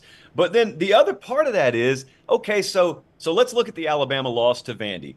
Let's say we don't paint that as the Armageddon scenario that it once was thought to be. Well, it's not like Alabama's played perfect football outside of that. I still saw penalties on every other play at Neyland. I saw them get really shaken up there. The offense was inconsistent and really failed them. I've seen them get pushed to the brink by a good South Carolina team. South Florida had them in a dogfight until late. So, there's vulnerability here, but I do think your point is taken on my end that shouldn't be the albatross on the resume that many painted it. And congratulations to Diego Pavia. That race was called really early. Just ownership of Alabama. That was called before election night in general. Yeah, the graphic was floating around. That was actually well done. It was a knockoff of the NBC graphic, and it said, Diego Pavia has been elected president of the state of Alabama. That's pretty good. I give him credit for that. That was great. Yeah. So when you look at this Alabama LSU game, both coaches are trying not to paint this as a playoff game, an elimination game, but that's what it is. You're around these coaches all the time. Why would you not want to lean into this being a playoff game, an elimination game? Why are they so hesitant to call it that? I think it's because you don't want to require anything external like that. You've wired your guys where you don't need that. It's the same reason I don't listen to music in the gym. I could go a long time on this. I believe that if you're wired the right way and you're intrinsically motivated the proper way, nothing about the magnitude of the moment should be able to pull anything additionally out of you. That's how you play to a standard every week. That's how you live to a standard in your day-to-day life. Well, conversely, with this, if my guys aren't already up and I've got to tell them, hey, by the way, just FYI here in the locker room before we go out, it's an elimination game. So now really give it your all. If I've got to do that, it's already too late anyway. And in the aggregate, guys get themselves so worked up, they're not focused on the right things. And you can actually get yourself a little bit wobbly by focusing on external factors. So if I'm Kalen DeBoer or if I'm Brian Kelly, you focus on what you're supposed to focus on. You focus on the task at hand. It's all this boring stuff. Dunaway, people would call it cliches and coach speak. It's really the key to sustainable success instead of, this is the problem I've had with Dabo in the past, Dabo leaned into that stuff. And you know what? Sometimes he got a really, really high level performance. But the problem is once you get to the mountaintop, they stop doubting you and disrespecting you, and they stop putting these implications on games. So then it's just up to you to fuel yourself, which you should have been doing all along. But if you relied on the outside stuff, it can happen. Yeah, it can happen. Hey, listen, just from a guy who is a gym guy like you. Yeah. You listen to music, so when you're throwing the bar around a little bit, you don't hear guys grunting on the other side when they're throwing heavy weights around like you. So that's why I listen to music. It's not for motivation. It's to drown out distractions. Yeah. I get that. I also started doing this thing where I talk to myself a lot because, there's some weird folks in the gym. So if you present yourself as one of them, you'll find that no one ever walks up to you and asks you for a spot. They never disturb you. If you just kind of walk around like that, people think you got a body in your trunk, and so they just leave you alone. Do you wear the curl belt around and look at yourself in the mirror? I don't do it. Okay. I don't do the curl belt at all. Now, that's Dave Ballou would probably get on to me about that. I don't use any back support. I look in the mirror, but I use the mirror in the gym like I use it on my car. I just want to be aware of my surroundings at all times, because as much as I did just give you the antisocial rule, there are some people who break straight through that orb. They do not care, and they will approach you at all costs. And so you got to be aware. That is why I love the mirrors in the gym. Okay, again, 2024, a strange year. I think I've seen Oregon play a couple of complete games against Illinois, against Michigan. Outside of that, the elite teams, top 10 teams, I haven't seen anybody put together a full 4 quarters. If someone puts together a full 4 quarters, who is the best team in college football? Should be Ohio State. That's who I picked in the preseason. Georgia's got that capability if Carson Beck turns in a turnover-free game.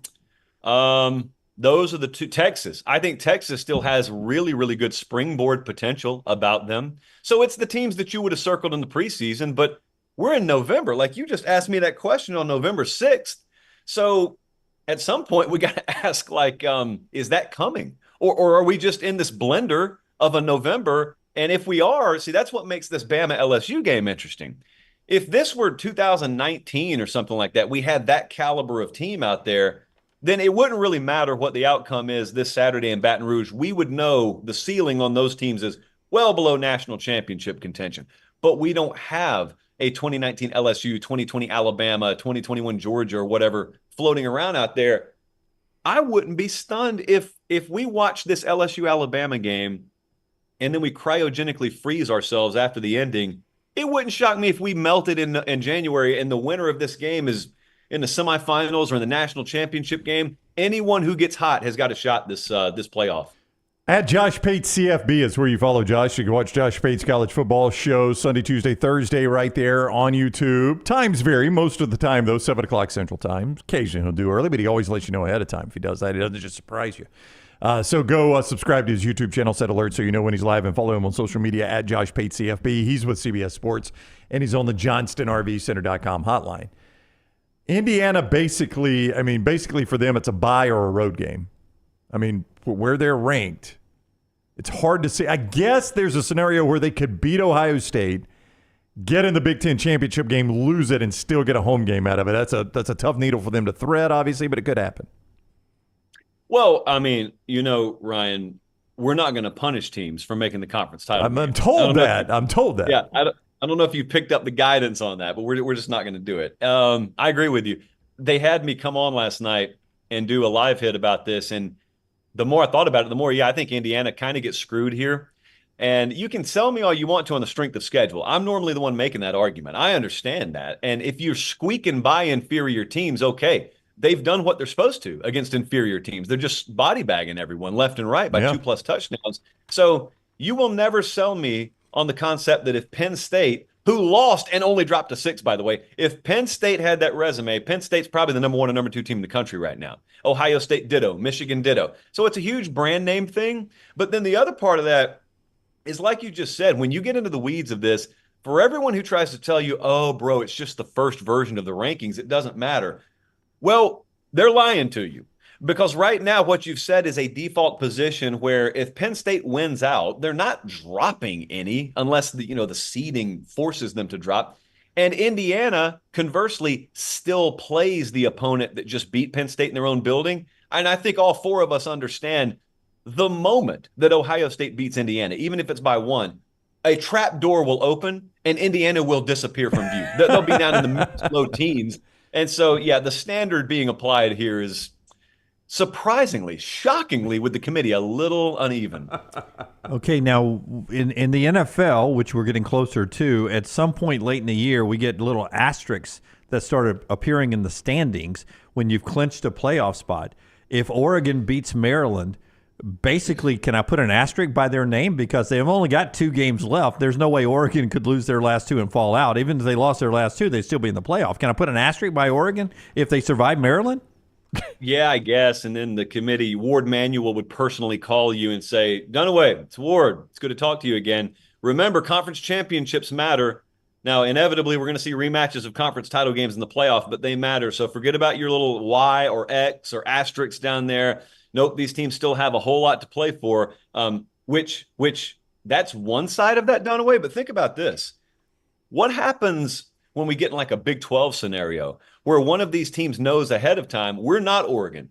our only shot is winning the conference title or else we're not going to make it in. If mathematically one of those spots gets locked up, like let's just say Iowa State is mathematically already in that thing, but they have a loss. So last weekend of the season, they're playing Kansas State. They know I'm going to Dallas either way. That's our only shot to make the playoff either way. How do they handle the last regular season game? Do they rest starters? Do you compromise the integrity of that game? The answer is yes. You have yes, to. By the way. You have to. Yeah. Yeah. So, and then going even further down that, going back to what we were just talking about with Brown, they're telling you in not so many words that we're not going to punish conference championship losers. Okay, in the SEC and Big Ten, I don't doubt that. How about we just run the scenario that's not hard to envision at this point, where Brigham Young just runs the table. They go undefeated to the conference title game, and they play Iowa State. Iowa State beats them, they're in. Where does Brigham Young end up? Because they would certainly be a top 10 team going into conference championship Saturday. If they lose, I think so too. Yeah. I think they're out. At which point we ask ourselves, why did we just hold a Big 12 championship game? Yep.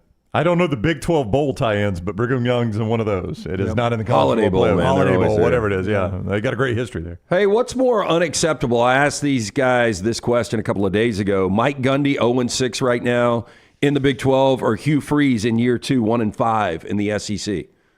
Freeze, because more is expected of him. Gundy has about the worst pair of coordinators that he's had in a long time. Just not a good coaching staff. And so on one hand, I just always expect Mike Gundy to throw a miracle together. On the other hand, it makes sense that they've fallen flat. At Auburn, we did this last night. I did a job approval ratings segment last night, and we did Freeze. And job approval and hot seat are detached. So if I'm an Auburn fan, I think his job approval is way below 50% right now. Now, I don't think that all of them are trying to throw him on the hot seat, because they look and they see top 10 class last year, top 5 class as it stands right now in the team rankings this upcoming year. We flipped Deuce night. We know, or we think we know, we're going to be really aggressive in the portal at the quarterback position this upcoming cycle. So there are reasons for optimism down there, whereas Oklahoma State's just Oklahoma State. But the job approval rating thing, you know, for a guy like Mike Norvell versus a guy like Hugh Freeze is a lot different, because both have fallen off to varying degrees this year. I think one of them has a lot more promising talent acquisition arm about him that can right the ship. I don't know what you do with Mike Norvell, and they're having that conversation at USC too, by the way, with Lincoln Riley. Here is you want to come back to that USC or Lincoln Riley, because I wanted to, while he's on Auburn. Here's the tweet from Josh Pate yesterday, and this is remarkable. Ooh, good follow on Twitter. Who, Josh Pate? Yeah. Josh Pate, CFB. Not Late Kick Josh anymore. Josh Pate, CFB. Auburn is 21st in total defense. Does that surprise you guys? That Auburn is 21st in total defense? It does. Does it really? Okay. It doesn't, because I follow Josh, but yes. Okay. So, Jim, pretend you've never seen this, Jim, if you don't mind. I'm shocked. Auburn is 21st in total defense. Better than Ole Miss, BYU, and Bama, as Josh points out. Auburn is 46th in total offense. Does that surprise you? That does surprise me. Jim, you've seen it, and it still surprises you. It still surprises me. In fact, I fact-checked it. Auburn is, as Josh points out, 3-6, being top 50 in both categories. 3-6, 88th in points per game is remarkable. And our guy, real quick, Josh, our guy Kyle Rush from thebarnauburn.com added this context. Since 2000, the only other times Auburn has been better in both of these categories is 04 and 2017. A team that should have been in the national championship mix and a team that played for the SEC. And this team is 3-6. Yeah, 2010 not included. By the way. 2010 not even included. 2013 not included, where they actually played for a national championship. So back to USC and Lincoln Riley, and I've got to ask you this real quickly. As Booger McFarland says about stats, and he got this quote from somewhere else, but he used it this past week. Stats are like bikinis. It shows you some stuff, but not everything. Oh, you weren't. No. You weren't here for Bobby Carpenter. Bobby Carpenter, best ever. Yeah, Bobby Carpenter was on the show last week. Stats are like hostages. Stats are like hostages. You cut them up and they'll tell you anything. Yeah, that was incredible. What are we doing? Like, there were 50 other metaphors on the shelf that would have been more palatable. And my man went with the hostage protocol. Yeah, it's so good. Loved it. So USC, I've watched all 9 of these games. They're much better than 4-5. They're a better team than they were last year. Defensive injuries, Anthony Lucas, Eric Gentry, those are guys you can't really replace. If they still had Caleb Williams, I know this is ridiculous, they would be 9-0. But they are 4-5. In all 5 losses, they have led in the fourth quarter. I think Lincoln Riley's a good coach. It's not working right now, but like, what is the answer, and what do you really think is going on out in L.A.? Their margin for error is really small right now. Let me back up to what you said. I mean, I don't want to just gloss over this. They are a 5-loss team, and they've led in all 5 games in the fourth quarter. Crazy. That's pretty remarkable. That is remarkable. That's Would you agree with the Caleb Williams thing? Again, that's ridiculous, but I think they would be undefeated. Yeah, or without Caleb Williams. I actually, last night, I went back and looked at this. I identified half a dozen plays in their season where if I changed 6 things, they're an undefeated team. So people would tell you, well, but that's the way football works. You're right. What I'm asking is, if I change these 6 little things here, Lincoln Riley's the same coach as he is in scenario A and scenario B. So to me, looking from a distance, he's fine. The guy is benching his quarterback right now, and they're changing quarterbacks. He made the moves in spring that are being glossed over because they're losing games. Their defense has seen quantum leaps of improvement. That's a really big deal. That's what was dragging them down. So then my philosophy becomes, well, if they've hired right on defense, and I don't have to worry about them having to score 50 to win anymore, I'm going to blindly trust that Lincoln Riley gets the offense figured out. I don't think that's the most bold roll of the dice in the history of this sport. They'll be okay. It's just he hired terribly when he got there, and it took until year 3 for him to rectify it. And it's tough to sell your fan base that you need to have some patience starting in year 3. But that's the situation they're in. So they can either accept it or they can voluntarily jump off rung 7 of the ladder into the great unknown. And we've seen how poorly that works out at various times. He is Josh Pate. Josh Pate CFB is where you follow him on social media. The Josh Pate College Football Show every Sunday, Tuesday, Thursday, normally at 7 o'clock Central Time on YouTube. So also go subscribe to his YouTube channel and set your alerts like we ask you to do for us so you know when he goes live. Hey, one final question. Better quarterback in this game in Baton Rouge Saturday? Should be Jalen Milroe if he's healthy. I can't trust the consistency of Garrett Nussmeier. That's not all on him. They ask him to drop back like 50 times a game, which is totally unsustainable. If you could guarantee me 100% of Milroe, I'd roll with Milroe every day. You say if he's healthy, do you like me keep getting told that he's not healthy, but then you ask people who do know and they tell you no, he's healthy, it's not a health issue? Does that happen to you? Yeah. I mean, I don't even think that I need confirmation. I've both of the eyeballs still work. And so I'm looking at him, and he can't stretch the ball down the field, but also is not a weapon with his legs, which makes me scratch the chin Dunaway and ask myself, did the bye week come at the perfect time? Did it come TBD. at the perfect time? Perfectly timed bye week, yes. Yeah. Pate, thank you very much. Have a great – where are you headed Saturday? I forgot. Where are you going? I'm going to Baton Rouge. I'm headed to Academy, get an umbrella right now, and I'm headed to Baton Rouge. That's right. You're going to need that umbrella. Well, you get weather and great football together. I mean, that's almost a dream scenario for you. Hey, do you have a gas card from what's your he's QT. QT. Yeah, I got them. Do you want me to mail them? Would you like a digital version? How would you like this delivered to you? What wasn't asking for? I was just wondering. He was just wondering for your budget. No, I saw your girl. I think you posted her last week, and she had the toboggan on with Q. What is it? QT. QT. Yeah, quick trip. Yeah. It was the main reason we went to a cold weather game, so we could just showcase the toboggan. I mean, the game was almost an afterthought.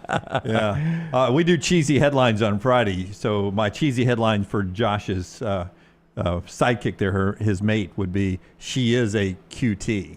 Wow, that is cheesy. Oh, wow. You get no disagreement from me. That's right. We better not. You better not. All right, enjoy Baton Rouge, Pate. Always good to talk to you, buddy.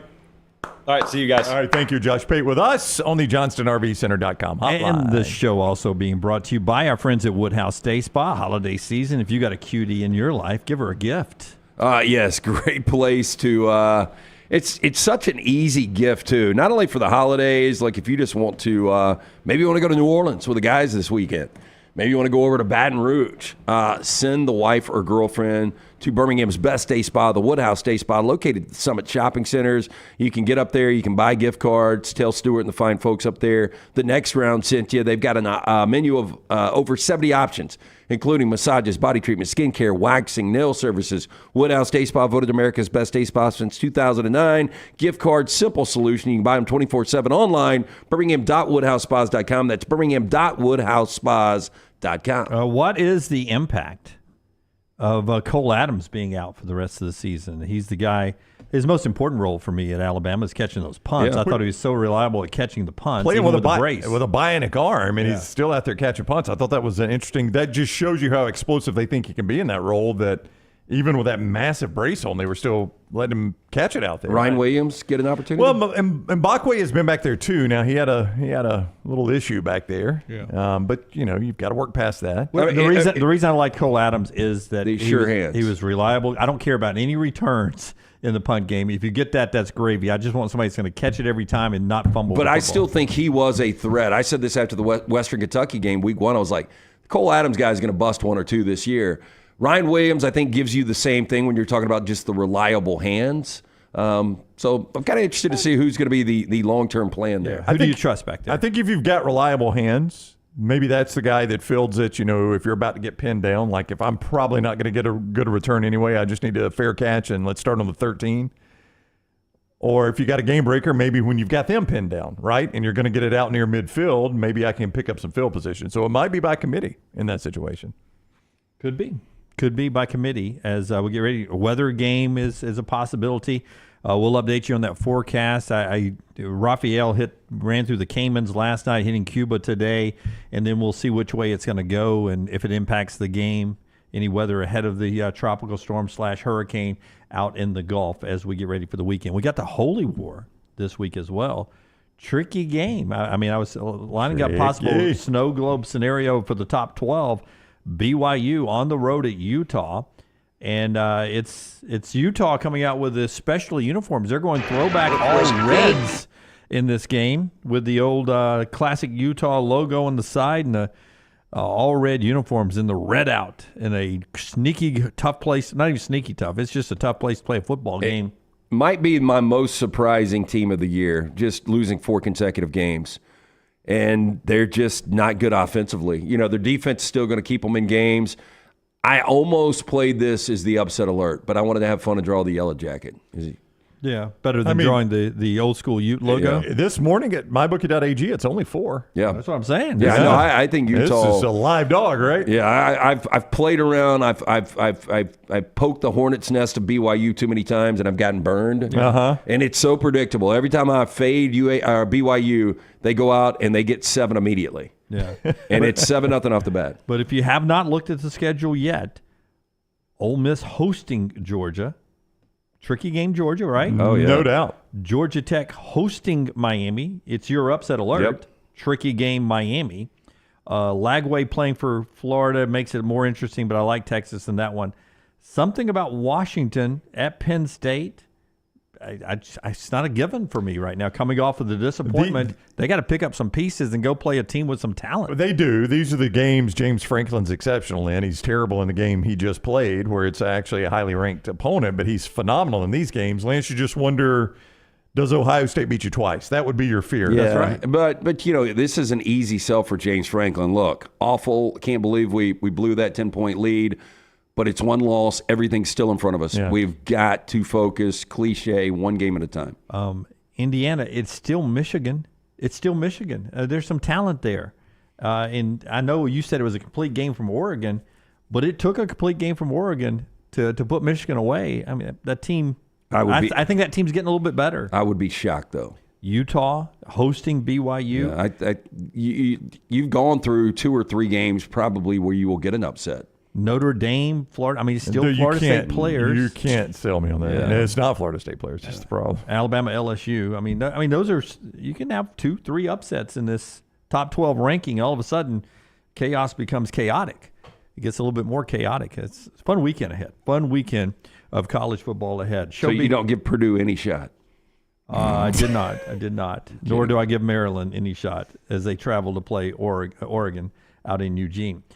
Show today being brought to you in part by our friends at Milo's LT. I know when you talk about Our friends at Milo's, you talk all the time about their ability to cater in the burger bar, and a lot more you get with our friends at Milo's. Yeah, I had the opportunity to have a little lunch there on Sunday. Fantastic burgers, very unique. Obviously, can you name something better than that Milo's burger? How about 24 free Milo's burgers? Milo's giving away catered meal for up to 24 guests. That's right, 24 of your closest friends, co-workers, or family can be chowing down on Milo's favorites. The best part, it is absolutely free. For your chance to win, head to miloshamburgers.com/catering-contest and enter today. That is miloshamburgers.com/catering-contest. So whether you're feeding a few or a whole crew, Milo's has got you covered. Don't wait. Enter now. Maybe they'll be serving you and 23 of your lucky friends soon. Stay saucy. And our friends at Urology Centers, Alabama.com. One more thing to set the table for tonight, but UCA wants to set the table for the rest of your life, right? 20s to 30s as a guy, 30s to 40.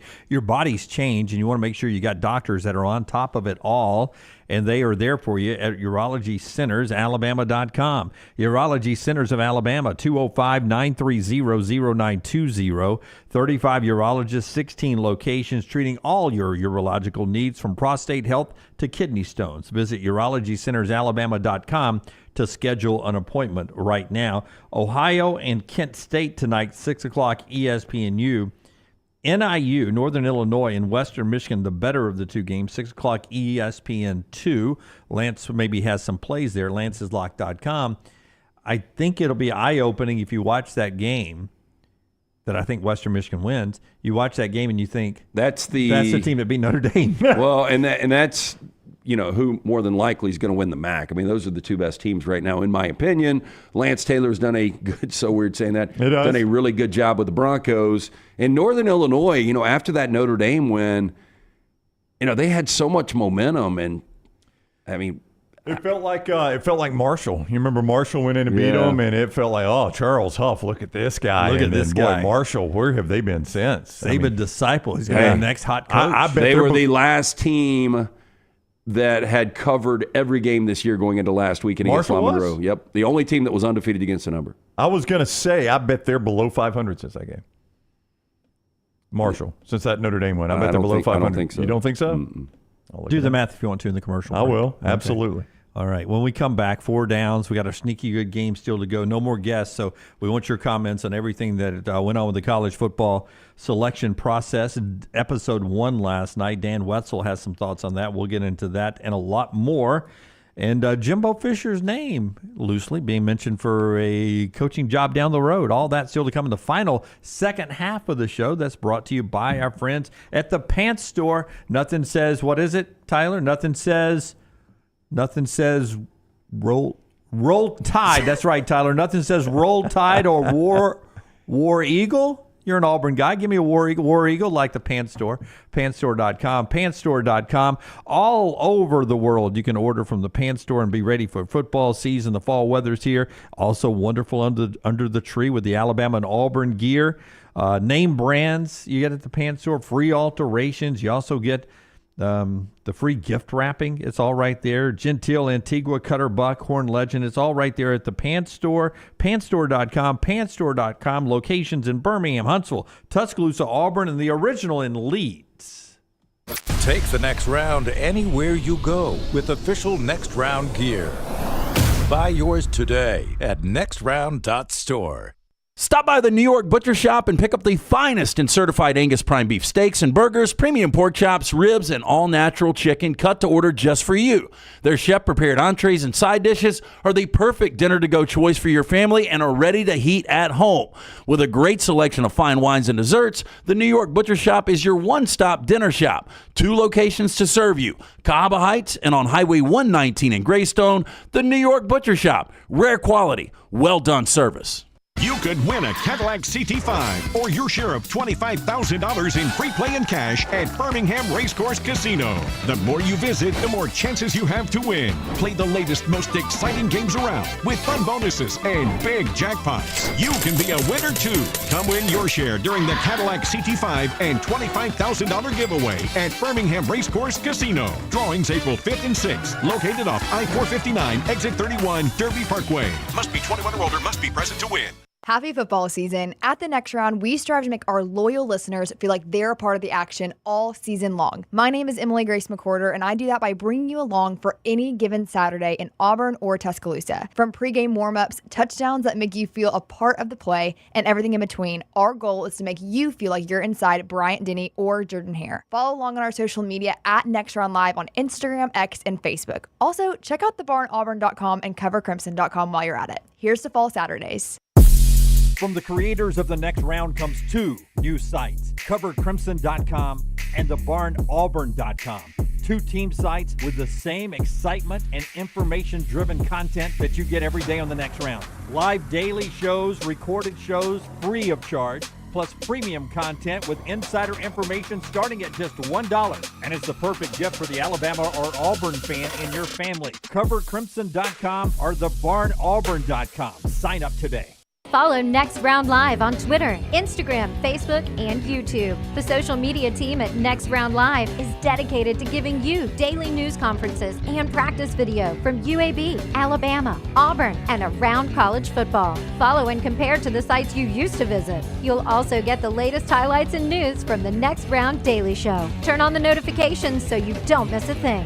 Next Round Live on Twitter, Instagram, Facebook, and YouTube. See more at nextroundlive.com. Our friends at Milo's Hamburger invites you to join them in the fight against hunger in our local communities by bringing non-perishable food items to your local Milo's, including canned goods. When you donate a canned good or any non-perishable food item, Milo's will give you a free drink. Together, we can make a difference. By now, you guys know how I feel about my fashion. However, did you know that I care about your fashion choices?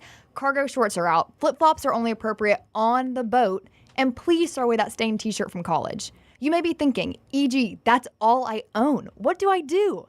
Here's what you do. Go to nextround.store and fill your cart with a wardrobe that is approved by me. Stock up on logo t-shirts, hoodies for football season, and hats for every day of the week. Trust me on this one and head over to nextround.store to get stocked up for this season.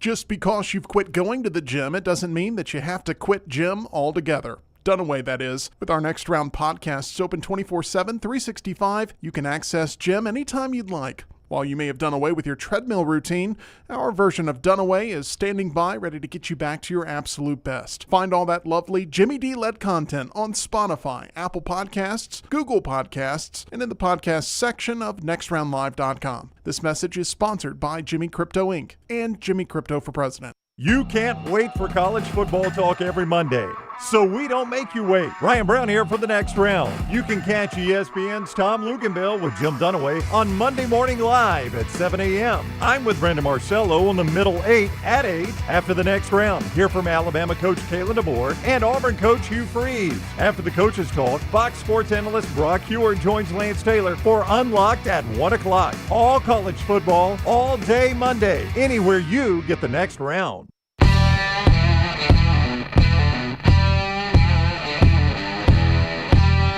Back with you now in the Next Round as we continue on.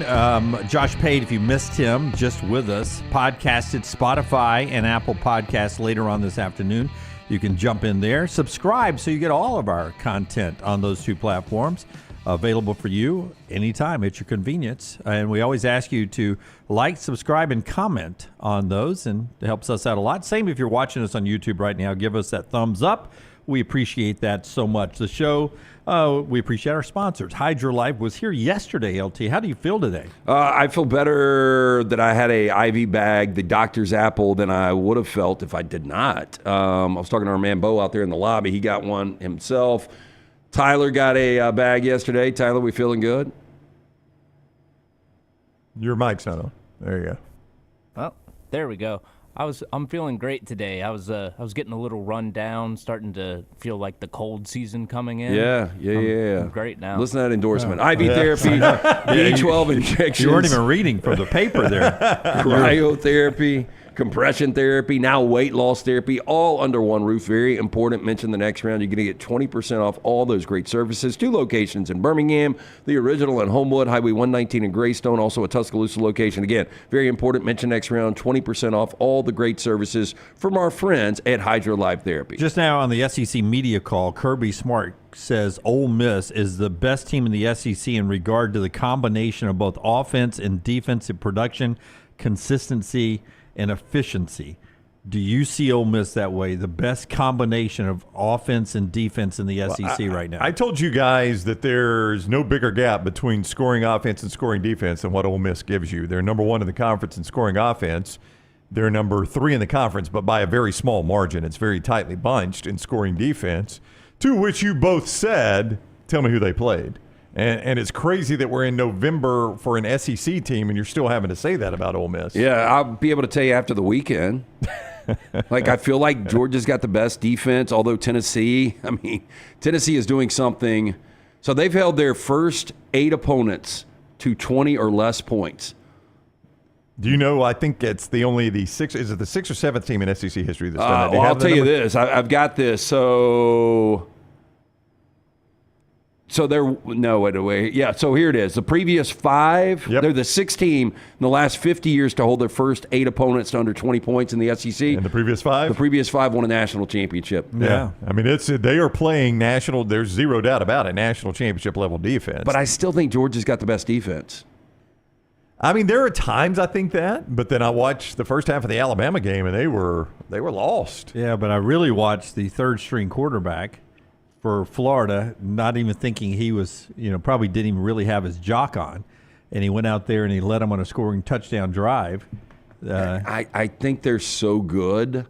I think that they at times just kind of, I don't know, they're not 100% zoned in. They were in Austin, and you saw how good that unit could be. Look, if Jackson Dart goes out and he's able to move the football up and down, and this is an offense that is leading the SEC with 7.7 yards per play, but if they're able to, go 30-plus on Georgia, watch out. Statistically, your best defense in the league is Texas. Yeah. Now, again, who have you played? Nobody's played anybody. Nobody's played. We're in November. How are we still saying that? I mean, Texas has played Georgia, obviously, but they lost. Nicholas, Tennessee is better on D than Georgia is in the MyBookie.ag chat room. Our Way to Wellness question today involves Jimbo Fisher. Way to Wellness, personalized plan that works for you. Medical weight loss supervision, meal replacements, board-certified medical professionals. It's that board-certified medical professionals and the staff that you get with Leslie and her board-certified team at Way to Wellness. That's a great place to start, because when you go there, and I had a friend that went there yesterday, that's the big takeaway. You walk around, you walk out of there and you go, man, that staff was friendly, knowledgeable, and you feel comfortable putting your weight loss or some other vital signs in their hands. And that medical weight loss that everybody is trying, from where you do the injection that sort of controls your desire to eat and helps you with your weight loss, they've got that there too. All personalized plans for you, no contract, no sign-up fees. First consultation is free. You see the website on the screen, aplanforme.com. Aplanforme.com. It's Way to Wellness, your journey to healthy living. Have you guys ever watched or listened to the Cuz's Corner? I have not, Jim. Never heard of it. I'm assuming it's a podcast. Cuz's Corner, podcast, video platform, whatever you want to call these kind of things that we do these days on YouTube and everywhere else. The Cuz's Corner covers West Virginia football. He says, man, I didn't want to say it. But a source I have. You never started a sentence with I didn't want to say it without saying but.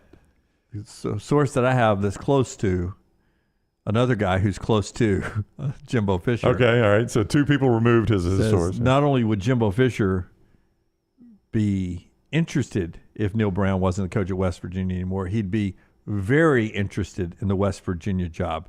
Do you think the Cuz's Corner is dialed in on Jimbo Fisher's interest in getting back into coaching at a place like West Virginia? I don't know why he would do it. Well, I mean, if he just misses it, I mean, he's doing that hit weekly now with Bobby Carpenter and I guess Jacob Hester in the afternoon. Yeah, and I have to turn it off every time I hear it. Is it that bad, really? It's terrible. And Hester played for him. Yeah, he did. As coordinator. It's actually Jacob Hester, EJ Manuel does it Okay. most Right, weeks, yeah, and he yeah. also played for EJ. Yeah. So, EJ played for him. Go back to last year. The Billy Napier coming into the season was Neil Brown, and they won 9 games. It was one of the bigger surprises. He did it with all that pressure on him. They're 4-4 right now. They're 3-2 in the league. It's been a weird year in the Big 12. If I'm a West Virginia fan, I'd rather have Neil Brown. Yeah, I think I would too. Well, if those are my only 2 choices, I would go Neil Brown. Yeah. But if I'm going to make a change, rather than go Jimbo Fisher, I'd rather try something else. Yeah. Yeah, no. I agree. Yeah. If you're going to make a change, let's do something new and fresh. Jimbo Fisher, I don't even know what you get. It just feels tired is what it feels like. I feel like I'm just and you say, why would he want to do it? I don't think Jimbo needs the money. He's getting tons of that. I mean, it's a good Jimbo Fisher look. So let me ask you. Yes. Let me ask you. If Jimbo Fisher is hard to get an age on, you're really good at this, LT. How old is Jimbo Fisher? Because this surprised me. Yeah, Jimbo Fisher. So you've got the age? Hold on, I do have the age. I'll do the math real quick. Jimbo Fisher these glasses never help. Is 61 years old. I was going to say 61. Yeah, I had him into 62. 58. 58? Okay. Ooh, I thought he was. I thought he was older because of the glasses. I would just say, why would he do it? Why would Jimbo Fisher do it? Is these coaches' egos, they don't want the last thing you viewed of him as being a failure at Texas A&M getting fired. Now, when you give me that kind of money, I'm like, I don't care what anybody thinks about me. That's right. I've got all the money I need for the rest of my life. 100%, Brown, because I don't want you to remember me as a guy who coach, and then went back down But here. you see it all the time. These guys that get fired, and that's the lasting memory, and they'll take crap jobs just so maybe I can go get some wins, and that's not your lasting memory. I don't get it. When I think of Jimbo Fisher, I think offensive coordinator who had success, never really loved his offenses. And then I think he had a generational quarterback at Florida State. It worked out. He won a national championship. And I think with all the resources in the world, he did a very average job at Texas A&M. And what's to tell you that if he takes over West Virginia, that's going to be the worst job he's ever had as a head coach? And he's making less money than he was making in his last job. And is he going to be more motivated at West Virginia than he was at Texas A&M? He's going to be able to get better players? I'm with you guys. I would hang with Neil Brown or go in a Somebody totally brought different up, direction. this is just, I think it's West Virginia fans having fun and maybe they want to change. I don't know. But, I heard Nick Saban's name mentioned last week. Yeah, at West Virginia? Yeah.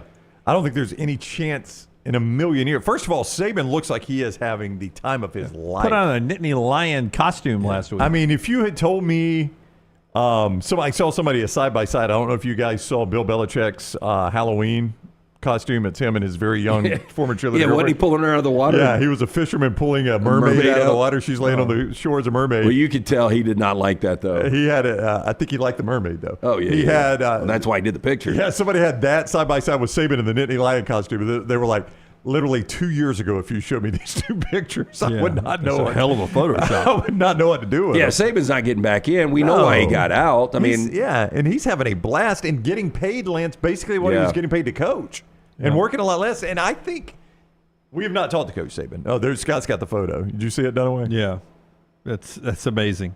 I mean, if you drug that out of the ocean, how many people would go fishing, Lance? I'd have my rod out right now. Hey, now. Put that into context. Yeah, would you, Jim?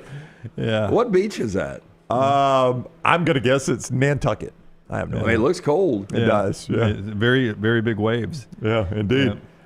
She's looking at that wallet. Look. Yeah, that's right. That's Thing's right. massive. Hey, 4 downs in just a second. Show being brought to you also in part by our friends at Johnston RV Center, johnstonrvcenter.com, Brownie. I-65 exit 304 in Coleman, 334 in Decatur is where you find Johnston RV Center. You go see America in an RV from Johnston RV Center. Hey, listen, the reason you were able to go vote last night or yesterday, whenever, is because of the United States veteran. And you should thank them for that. Veterans Day is coming up. They take good care of you at Johnston RV Center. Travel trailers as low as $145 a month. Fifth wheel starting with savings of $45,000 or more. I mentioned veterans. Retired veterans or active duty military, you get a great discount. Look, they know that is not sufficient to say thank you. It's just a small way they do it at Johnston RV Center. See more, johnstonrvcenter.com. And our friends at Slice, which brings you 4 downs, LT. 5 great locations for lunch or dinner created by the late Jeff Majaia. His brothers Jason and Chris continue to celebrate his legacy. Lakeview, Vestavia, Montevallo, Crestline Park. Newest location in Edgewood for lunch or dinner. Local pizza, local ingredients. For more information, slicebirmingham.com. First down. More shocking to you this weekend, Indiana 14-point favorite against Michigan, or Notre Dame 26-point favorite against Florida State. LT. Oh, it's going to be Indiana. Yeah. You know, coming into the season, there was zero expectation. You were coming off of 15-0 if you're Michigan. This number back in the summer would have been Michigan 21.5 probably. So you're getting like a 35-point swing. You were going to Vegas when I gave this stat out. astonished me. Lance was astonished by it as well. And it still lives through another weekend. There's one team in America that has not scored more than 21 points in a single game this year. So that would be Florida State? I think, yes. Rutgers had not either. The week prior to that, they beat UCLA in a high-scoring game, or UCLA beat them in a high-scoring game, I should say. Florida State has not scored more than 21 points in a single game this year. I mean, at some point, that's who you really are. It's not just injuries. It's not just whatever. That's who you are. That's who they are. I don't know how many points they would need to beat Notre Dame, but it's more than 21. Yeah, all I'm saying, though, is if they could lose to Northern Illinois, could they not lose to Florida State? I just don't see it. But, if you went back and played that game, I wouldn't see it coming. Would never see that coming. 26, though, if you just said back in August, that game's closer to a pick'em than it is 26. Oh, right? If you told me in August I could have Florida State plus 26 at Notre Dame, I would have said, let me refinance the house. I remember going through the Notre Dame-Texas A&M game and how it was a pivotal Week 1 game because looking at Notre Dame's schedule, one of their only potential pitfall was going to be Florida State. Florida State. And then USC at the end. Yeah. Exactly right. I still think USC second will beat down. You still think USC beats Notre Dame? I do. Okay. It's going to be a bad loss.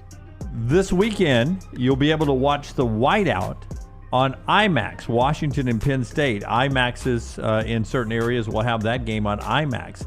If you could watch one sporting event on IMAX, which would be the best sporting event to watch? I mean, so you're talking about anything? Yeah, any sporting Boxing. event. Boxing? Boxing for or you? UFC, I think. Yeah, I feel like you're in the ring. Yeah. I mean, watching a Super Bowl would be pretty cool. Yeah. Do they do that ever? Surely they do. Probably. Right? The thing about IMAX, though, that sets it apart is I get the sense of motion. Right. Oh, I forgot to tell you, that's part of the sphere is your seats can rumble. Oh, do they really? Yeah, like when there was thunder or something, your seat sort of rumbled. I think. Or was that the edible? How many edibles were you on at the time, Jim? Yeah. I've thought about that. Like one at a It just time, felt bro. like everything was moving. Yeah, sphere plus edible seems like a bad idea. That seems like a terrible I don't idea. know. There was a guy outside handing them out, bro. Yeah. It's like Vegas. 3D. It was like 3D glasses. Boy, how many people are going to pay to go watch Washington Penn State in IMAX? I don't know. It's a whiteout game. I was promised there would be a sense of motion here. These offenses are awful. Yeah, ski jumping, cliff diving. I think of those kind of things that could be good too. But football wouldn't be too bad. I've only seen educational things at IMAX. I did see a Beatles documentary there. You know what I saw there was, the IMAX downtown at McWayne. They used to do a Christmas thing when my oldest was young. We used to take her, do the pajamas and the hot chocolate, and they'd show the train. Polar Express, yeah. And it was pretty good in IMAX. Yeah, you got a little something there. Did you wear pajamas? I did not. Third down. My pajamas are literally my boxer shorts, so I thought it would look kind of weird to go in there wearing that. I don't think they would let you. Happy birthday, Emma Stone. If the first one's bad, I got another one to go with it. Better career, since LT always does this. Emma Stone or Stone Cold Steve Austin? It's Stone Cold Steve Austin. Stone Cold. Yes. Yeah, probably Emma Stone Stone's Cold. very Emma good. Stone, though, I mean, she's already got an Academy Award. She's been nominated for multiples. She's really young, so she's still got a lot of meat on the bone. But Stone Cold is considered He's a an Mount icon. Rushmore guy, right? Yeah. Let me put up Tim. Oh, Melton's got thoughts on this? Yeah. Okay, Melton. Tim's a wrestling expert. Yes. I'm not sure anybody sold more merch than Stone Cold Steve Austin in his heyday. So he's definitely on the Mount Rushmore of wrestlers for sure. But post-wrestling, not a lot there. Not a lot there, minus some podcasting. Okay. I think Emma Stone He was in has Grown-Ups, a too. lot more runway to land this plane and win this argument. Yeah, I mean, Emma Stone is considered a top 3-4 actress right now. I don't know, man. Going back to that documentary, The McMahon, and I guess you brought this up, the greatest villain, the greatest heel in wrestling history is Mr. McMahon, right? Yep, definitely. And that came from Steve Austin, right? Absolutely, yeah. Yep. He played sort of the anti-hero in that, and it worked really well and sold a lot of tickets and a lot of merch. And the documentary made it seem like he came up with the 316, like right there. Like it was he just did. a spur of the It's moment. the King of the Ring situation. Yeah. Can I ask you the other three on your Mount Rushmore if Steve Austin is one? So you got to go. I think Undertaker, man. I don't think Undertaker's on the Mount Rushmore. You're crazy. Macho Man. Definitely not Macho Man. It's the greatest wrestler of all time, right? Such entertainment. I'm probably going Flair. Hulk Hogan's got to be there. Yeah. And The Do you Rock. not put Vince McMahon? No, I don't put McMahon. The Rock, you got to throw The Rock in there. He saved it. I would probably say The Rock, but I think he has a chance to be surpassed By potentially Roman Reigns when it's all said and done. Oh, Roman Reigns. So I have an opportunity tomorrow night to interview Hulk Hogan, but I really don't want to drive 3.5 hours. In Nashville? No, he's going to be in Auburn tomorrow night. Oh, wow. Do it. Do it. We got Bud Light game night tomorrow night. Yeah, we're at Odie's. Kind of coincides. Yeah. It's a Bud Light event that's going to be going on at Auburn. Yeah. I'll give you guys details on that. You could join us live from Auburn. I could do that. Yep. Again, I wish we had a helicopter or something. Pity the fool. Well, that's the wrong guy. Pity. All right, let's do fourth down. Mr. T. Fourth down. Happy birthday, Sally Field, today. 77. 78. That's really good on the fly, too. You had no clue. Best Sally Field role. Oh. I mean, Smokey and the Bandit's really good. I know that was early Sally Field. She was fire in that. She only filmed one movie in Birmingham and she gets naked in it. Stay Hungry, 1977. I did not know that. With Jeff Bridges, Arnold Schwarzenegger, his first big screen role. It's actually a pretty good movie. A lot of Birmingham country clubs featured in it. Our man Frank Bromberg was in that scene. Was he really? Yeah, Wow. it's a good movie. Yeah. You think Frank? No, never mind. What one is she? The really old lady? Is that Driving Miss Daisy? Or Bridges of Madison County? Which one is that? Neither. Steel Magnolias. Steel Magnolias. Yeah. Is that it? Yeah. I knew it was one of those movies I've never seen. That's what I'm gonna Ashley go says. Mrs. Doubtfire. Miss Doubtfire? Yeah, I really Mrs. like that movie. Doubtfire is definitely Okay. for 90s kids especially. Steel Magnolias is Ashley's. Boy, that one made me cry. I've never seen it. When the daughter gets sick. That's Julia Roberts. Well, she won Academy Award for Norma Ray. Yeah. I think so. that was it. So did she play Marilyn Monroe? Oh, that's Norma Jean. Yeah. My bad. No, God, I am Dunaway in this segment. I am so sorry, guys. Norma Ray, when she stood up for the Union, right? She stood up Union. Yep. She had that little bandana on. Yeah. Good actress. I thought she was dead. She's not. Yeah, what was her It turns out acceptance she's speech? alive, right? That's good. Wasn't it Everybody Loves Me, Everybody Loves Me? It was a really weird. They like me. They really like me. Yeah, that was it. That's the quote that gets attributed to her. But what she actually said was, you like me right now," when she accepted an award. So it's the Mandela effect. Yep. She didn't really say that? Huh. How about She that? was the mom in Forrest Gump. I mean, she had a lot of good roles. Good roles. Yeah, Forrest. Forrest called her right out, didn't he? He did, didn't he? She had a barter system, and he reminded her of it. Did he creep that old man out coming out the door? He did. That is 4 Downs, brought to you by our friends at Slice. 5 great locations. Stop in for lunch or dinner. Get a slice and a salad day. Pick up a couple of pies on your way home. Again, 5 locations. For more information, slicebirmingham.com. All right, and our CPAP Plus look around college basketball tonight. You get Vermont and Auburn, 7 o'clock down at Neville. 56th straight consecutive sellout expected tonight down at Auburn. Lipscomb and Arkansas tonight. ULM and LSU in SEC basketball. There's a guy named Igor Demine. He's got to be close to 7 feet. He plays for BYU as a freshman, 18 points, 10 assists. He was 7-11 from the field in BYU's opener, 4 of 6 from 3. He's Russian, and he's going to be a lottery pick. Everybody knows Cooper Flagg, but the guys at Field of 68 is telling me Cooper Flagg, yes, but don't sleep on Igor Demine of BYU. Do you know his size? I'm going to look it up because a guy named Igor almost has to be 6'10 plus. Flagg, though, and we talked about this back in the summer when he was practicing or scrimmaging with the Olympians. That kid, super smooth, 6'9", can do absolutely everything. They think Cooper Flagg's TV ratings will resemble Zion Williamson. The buzz that the boost that the ratings got with Zion, anytime Zion was playing, they think that Cooper Flagg will bring that this year, that people want to see him. Former stars, by the way, Rylan Griffin made his debut with Kansas this week, played 19 minutes, started for Kansas, had 5 points, 1 of 5 from 3. And I don't know if you paid attention, but everybody from Alabama and Auburn who left, several of them went to Michigan. Namari Burnett, who was our NIL guy a couple of years ago, starts for them, played 25 minutes, 4 points. He's a defensive specialist. Sam Walters, who played at Alabama last year, played 23 minutes, scored 10 points for Michigan. And then there's Trey Donaldson, former Auburn player, right? Mm-hmm. Trey Donaldson played 27 minutes for Michigan, their opener, scored 16 points for them. Big Trey up there with Michigan. So some former guys. How big is Igor? 6'9". He's just under the number. But you know a guy named Igor's got to be pretty tall, right? You don't give a short guy the name Igor. I don't know an Igor. Do you guys know an Igor? I do not. I've never known an Igor. I would think it was spelled Igor. You know an Igor? Yeah, I was a coach in soccer by an Igor. He was Brazilian, though. I assumed when I was meeting him that he would be Russian. He was not. Turns out he's Do you Brazilian. call him Coach Igor? Yeah. Yeah. Was he a hard ass? Like to get on you a lot?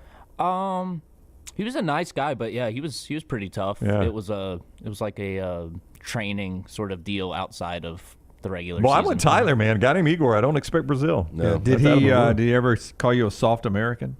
He did not. Okay. He did not. Soft American. CPAP Plus helps you sleep. Did he make a run at any of the soccer moms? I don't know about that, but he's got his own coaching business. So Hey, if you're looking for the best CPAP gear with personal service you can trust, you can Google CPAP Plus. You can stop in one of those 3 convenient locations, Pelham, Highway 280, Trustful. They've got a special right now for the next round viewer and listener, $20 credit towards the purchase of a new mass system, CPAP cleaner, even a travel CPAP machine. Stop by CPAP Plus. You're going to find the best service and equipment, all in stock, all ready for you with hundreds of 5-star Google reviews. Trust CPAP Plus for all of your CPAP needs. CPAP Plus, where every night matters. All right, Maction tonight. Ohio is on the road at Kent State. They're a 19.5-point favorite. The better of the 2 games tonight we discussed earlier is going to be Lance's namesake, the coach at Western Michigan, as they play host to Northern Illinois. That is -2 right there at mybookie.ag. Don't forget the NFL starts. Everybody's paying attention to the Monday Night Football game this week, Lance. I mean, it's got to be the biggest matchup in football. I'm scared to death of it. Dolphins-Rams, so I'm glad you're scared of it. Baltimore-Cincinnati start the week, though. Tomorrow night, Baltimore at home, a 6-point favorite. Many people think that's the best team in the NFL. Play a divisional game against Cincinnati. All those point spreads I gave you came from mybookie.ag. You can play all those games at mybookie.ag. Bet anything, anytime, anywhere with mybookie.ag. Use code NEXTROUND when you sign on. They double your initial deposit, double your deposit when you use code NEXTROUND at mybookie.ag. Just enter it in there. You make the deposit. They double it. Free money you can play with right away. mybookie.ag, code NEXTROUND. mybookie.ag, code NEXTROUND. Follow The Next Round on Twitter, Instagram, and Facebook at Next Round Live. Hey, you. It's the holidays. Give cheer a lift. And at New Balance Birmingham, we got the gift. That holiday vibe? Find it inside. Come together at New Balance Birmingham on Highway 280, right next to Chick-fil-A. New Balance Birmingham, we got now. If renting is putting a dent in your bank account, here's your sign from the universe that it's time to buy a new home. And who better to help you through the ins and outs of home buying than our friends at Mortgage Right. With Mortgage Right, you don't have to worry about becoming a short notice mortgage expert because they do all the heavy lifting for you. They're trusted mortgage professionals and they'll help you choose the right mortgage option and stand by your side every step of the way. Visit mortgageright.com/TNR to buy before renting runs you dry. That's mortgageright.com/TNR. NMLS 2239, Equal Housing Lender. Hey, this is Matt Roth, the franchisee of Walk On Sports Bistro in Birmingham. With the kickoff of football season, come visit us at one of our 3 locations, Stadium Trace, Greystone, or Trussville. Come enjoy our scratch kitchen menu while watching one of our 80 TVs. Whether you're looking for a pre- or post-game celebration, game day, or date night, we've got you covered. It's all about the win at Walk On Sports Bistro. Walk On, where everybody needs a little playing time. This hour of The Next Round is presented by the Birmingham Racecourse Casino, now featuring 7 days of giveaways with your chance to win a share of up to $125,000. The more you visit the Birmingham Racecourse Casino, the more chances you have to win. Hey, there's nothing worse than waking up to a plumbing problem. Don't get caught in a flooded house. Call the guys at Hemphill Services. Adam, Chad, and the team at Hemphill are the only ones I trust to fix it and fix it right the first time. Hemphill Services does it right and always at a fair price. For all of your plumbing, cooling, and heating needs, trust the name that Birmingham has trusted since 1954. That is Hemphill Services. Call now, 205-229-2090. That's 205-229-2090. From the creators of The Next Round comes two new sites, covercrimson.com and thebarnauburn.com. Two team sites with the same excitement and information-driven content that you get every day on The Next Round. Live daily shows, recorded shows, free of charge, plus premium content with insider information starting at just $1. And it's the perfect gift for the Alabama or Auburn fan in your family. CoverCrimson.com or thebarnauburn.com. Sign up today. Happy football season. At The Next Round, we strive to make our loyal listeners feel like they're a part of the action all season long. My name is Emily Grace McWhorter, and I do that by bringing you along for any given Saturday in Auburn or Tuscaloosa. From pregame warm-ups, touchdowns that make you feel a part of the play, and everything in between, our goal is to make you feel like you're inside Bryant Denny or Jordan Hare. Follow along on our social media at Next Round Live on Instagram, X, and Facebook. Also, check out thebarnauburn.com and covercrimson.com while you're at it. Here's to fall Saturdays. Hey, let me tell you about our friends at Urology Centers of Alabama. Compassionate and comprehensive urological care with 35 physicians, 17 locations across Alabama. Their patient-centered approach to all of your urological needs. Remember, they've got that new men's health center. It is beautiful, helping men with a wide range of sensitive male issues in a comfortable environment. You can always go online, visit urologycentersalabama.com, schedule an appointment with one of their many urologists today. Twin Peaks is the best in the game. Here, you're in the red zone for every college rivalry and divisional matchup all season long. I mean, where else are the scenic views as good as your view of the game?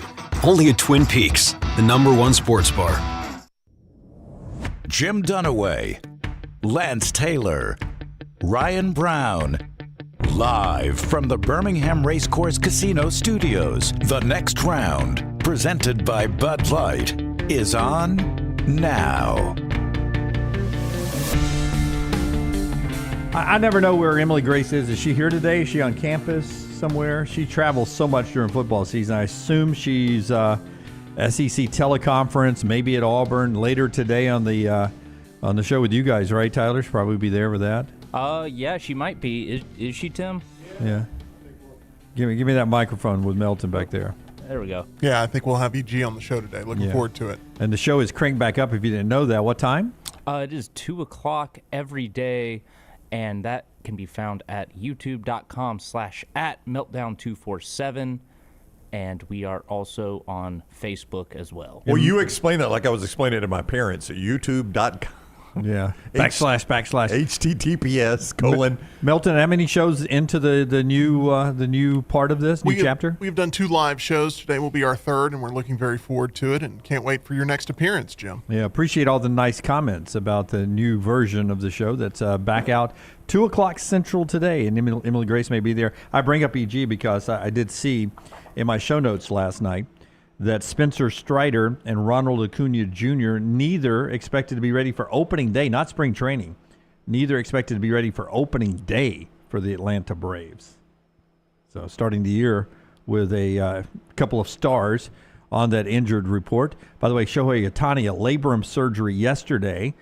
He'll be ready for spring training, though, coming off Tommy John from the year before, ready to roll.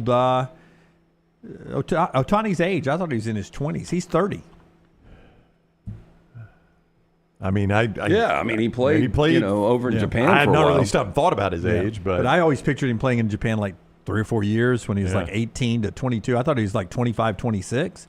Well, and He's 30. and Asians look younger. They actually do it. It's it is really hard to guess age. Yeah, like Mr. Miyagi was 90 for like 90 years. Yeah, forever. Yeah. Our friends at Champy's will always make you look your best when you roll by there and you get an opportunity to order the South's best fried chicken. That's what you get on Highway 119 in Alabaster. Sterling and the crew right there at Champy's world-famous fried chicken. You see at the very top center, that's the Mississippi Delta recipe tamales. Absolutely a must-have if you go by there. If you like tamales, you got to have them because it's Mississippi Delta recipe, so it's got a little spice to them. If you've never had a tamale or if you only had bad tamales, you got to try these because these will change your feelings on tamales altogether. Fried chicken, a couple of breast and sides right there, cooked to order, brined overnight. It's all right there at Champy's Chicken, champyschicken.com. We're about to do our sneaky good game, sneaky good schedule coming up this weekend of some games with playoff impacts. It includes Michigan and Indiana, Iowa State and Kansas, In others that have those type of impact games, we saw the playoff rankings last night. If you happen to miss that, if you were caught up on something else, Dan Wetzel says it's a waste of time to do these shows. In fact, he thinks it's bad for college football to do this for this ESPN Tuesday night show. I generally agree with Dan's thoughts, so I'm curious as to why he says this. He says you're making a ranking when you've only got 61% of the information, of the data that you needed for the final ranking. So all that does is open up a public relations nightmare for the committee, because then you get picked over and over why this team is here and this team is here, and you've got a show built of you going out and having to explain why you've got Texas A&M here or why you've got Indiana here, and you're doing it with 61% of the data points. Why not have this show and just do it at the very end one time and walk away, he says. Because it's for the fans. Like, if you're a BYU fan, would you rather know right now? Because if you're a BYU fan today, it's beyond a shadow of a doubt, I got to win my conference to get in this thing. Wouldn't you say? I mean, there's an outside chance they could lose in the Big 12 championship. Great game by a possession and maybe get in. Okay, maybe. so there's a miracle pathway for them to get in.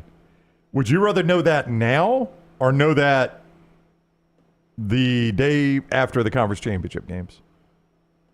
Like the day after the conference championship games, you've lost, you're not in the playoffs. You're like, well, holy crap, we were never in this thing. We had to win our conference. We're undefeated. We had to win our conference to get in this thing. Well, I'd rather know that now if I'm a BYU fan, wouldn't you? I'm no BYU fan, but I sort of have the assumption. I didn't need the show last night to tell me BYU had to win their conference to be in my opinion. Oh, I think BYU fans are probably realistic enough to know. All right, let's use Indiana. They knew they were in. They're in the Big Ten. Like, if you're an Indiana fan, would you rather know right now, there's zero chance I'm getting a home playoff game. I'm either going to be a bye or I'm going to go on the road. Would you rather know that now or know that on Selection Day? You keep saying that, and I don't disagree with you, but I think facts are going to show that I do disagree with you. That as I sit there as the 9 seed, 8 in the rankings, I think if I only lose to Ohio State, I think at some point Tennessee is going to fall behind me. I think at some point there's potential of Texas falling behind me. If I've only lost to Ohio State on the road, I believe there's a chance that I am ahead of Penn State. I think there's some opportunities that I can host a playoff game. It may be 8 versus 9, but I think I can host a playoff Well, game. then I'll say it this way. It's a very narrow road. Would you rather know that now? I mean, I'm just, as a fan, I'd rather know where I stand. Yeah. As quick as possible, I'd rather know where I stand. Like, I got no problem if they started this in September. Yeah. Wetzel points out, though, there will every time you do this ranking every week, there will be debate. Of course. Because you've got 134 teams, he points out. You have such vast different schedules and limited common data points. It's not like in the NFL where you have so many common opponents, you have standings, you have divisions, automatic bids, and the way it's all laid out. In college football, there's so much variety and verity in how you're comparing teams that you will never, ever get a 100% consensus on these are the best 2 teams, the best 4 teams, or the best 12 teams. There will always be debate. I would be better off with them doing this weekly if, and I'm not just saying this because I did it, if they did the poll the way I did it. There was a lot of volatility the way I did my top 25. I would react week to week. Like, when Oregon beat Ohio State, I would have jumped them all the way up to number 1 no matter where I had them, right? And if Ohio State had won that game and then turned around and struggled against Nebraska, I might punish them a little bit for that. I mean, they kind of did that a little bit. I mean, Louisville beating Clemson, having Louisville ranked in front of Clemson, Clemson dropping that far back, at least from the AP and the coaches poll. Yeah, in comparison to that. But I don't think, and I'm fine with this, like when Indiana, to use them, loses to Ohio State in a couple of weeks, as long as it's not like an embarrassing 63-7 blowout, I don't think they'll drop Indiana. Just hold their own. Just hold their own. They're like, yeah, Indiana lost that game. We kind of expected that. That was baked into us having them at number 8. I can't wait to see what that number is going to be, by the way. What do you think it's going to be? I think it'll be Ohio State 13 or 14. Against Indiana? Yeah. It's in Columbus. Yeah. 2 touchdowns? Yep. Wow. Yep. I don't think it plays that way, do you? I don't think it does, but, the money's going to be all over Indiana. And the reason it's going to be 13 or 14 is, and I don't know how Vegas has their power ratings right now, Ohio State might be number one, though. We can ask this with Furman. Well, they're the betting favorite now. Yeah, and Indiana is going to be way down there based on level of competition. So wait, you're telling me you think the money's going to be on Indiana? Because as a layman, the layman on the show, my first thought is Indiana hasn't played anybody. Indiana's Indiana. I'm going to put my money on Ohio State. Oh, I thought you thought the number was too high. No. I mean, I do think the number is too high. Yes, I did think that number was too high because I thought people would give Indiana more respect. But I was going to play Ohio State no matter what the number is because I just think Ohio State's better. That's the layman's way of thinking. I mean, Ohio State's got all these 5 stars and all this NIL money. It's Indiana. I'm guessing that's going to be kind of the barrier, 2 touchdowns. If it gets to 14, you're going to have people that will play in a plus 14.5, and you'll have the sharps that'll play under the 14 number with Ohio State minus the 13.5 or 13. But I think that's where it's going to settle, right around 2 touchdowns. Yeah, I should know this. This would be our Gray's Tree Service Cleanup Deadwood Things I Should Know. Is Bryson Daly back this week for Army? I haven't seen. He did not play Saturday. This is going to be my sneaky good game. Okay, we'll save that for sneaky good game. Yeah, because I'll tell you all about it. Okay, tell me about that. Tell us about Gray's Tree Service in Deadwood. Yeah, Gray's, I had the guys out a few months ago that had to extract 4 dead pines from my yard. Look, if you need any of this work done, Gray's, they're the absolute best. Trusted by nearly every golf course in town, the Birmingham Zoo, no competition. Family owned and operated for over 25 years right here in Birmingham. You can call 205-281-6100. Tell them the next round sent you. You can scan that QR code or just visit graystree.com. Morgan says the mybookie.ag chat room early line he's seen at FanDuel, Ohio State 9.5. Now that's when the entire world is on Ohio State. Yeah. You telling me that? I hope so. I would love for this thing to be single digits. I'm all in, man. Indiana is my new adopted team. I can tell that. Yeah. You love you some Coach Sig. Yep. Yeah. Bobby says Brown's pragmatic approach to the way he voted on the AP Top 25 ballot is exactly why I voted for him as a write-in candidate several times yesterday, was hoping he could unseat Twinkle. Twinkle Candace Avenel, Twinkle Andress Kavanaugh, that's her name. Yeah. What does she do? I think she's like Public Service Commission. I really don't know what that job entails. I don't think she was on my ballot. No, she was on mine. I remember seeing her. She was unopposed. I think she's been doing it forever. There were a lot of unopposed. Yeah, boy. You vote in our county. Those Republicans have a pretty good stronghold in our county. One of the hosts of the Pennant Grace, Ush Sis, that's right, ran unopposed. He did. Yep. No, he had an opponent there, Tyler. Not on my ballot. Not on your ballot? Not on my ballot. He was the only Republican listed. Don't say that too loud. Don't say that too loud. We'll have a contested election. Seriously, I walked up and corruption in Shelby County. Yeah, I know. I walked up and there were 2 ballots, and they said you get this ballot, and that's no joke. I don't know what the 2 differences were. I guess because of my address, I was voting for some things that somebody else who was voting my same place. I was at the same thing. There were 2 stacks of ballots, and I showed them my little ticket, and they got my address and did that. Yeah. You didn't think it was like, here comes Dunaway. Here's your own ballot. Here's your blue one. I'm like Scott. Like I flip over on the back, and it's that statewide amendment. It's about Franklin County, and I'm like, shouldn't Franklin County be deciding this? Yeah. Why would I have a say? Well, it's 2 counties, and I feel like there's some state money involved. Well, it has to be for a statewide ballot. Yeah.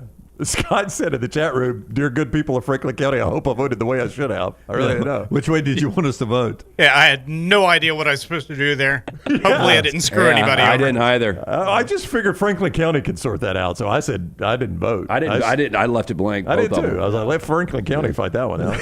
Why am I voting on it? I went yes. Hopefully that's the right thing. No. Controversial. Yes. We don't talk politics, please, Scott. Reeves in the chat says Twinkle is responsible for the Alabama Power rates, Birmingham Waterworks rates, Spire rates. So he also has an opinion about our job performance. Yeah, I didn't add that. I noticed. Yeah, that sounds like a lot of work. Yeah. I don't think I'm going to do that. Yeah. All right, so let's do our sneaky good game since LT's already told us what his is. He's going to explain it to us. It's brought to you by our friends at McCurry. Brown's going to tell you about McCurry after Tyler hits the button.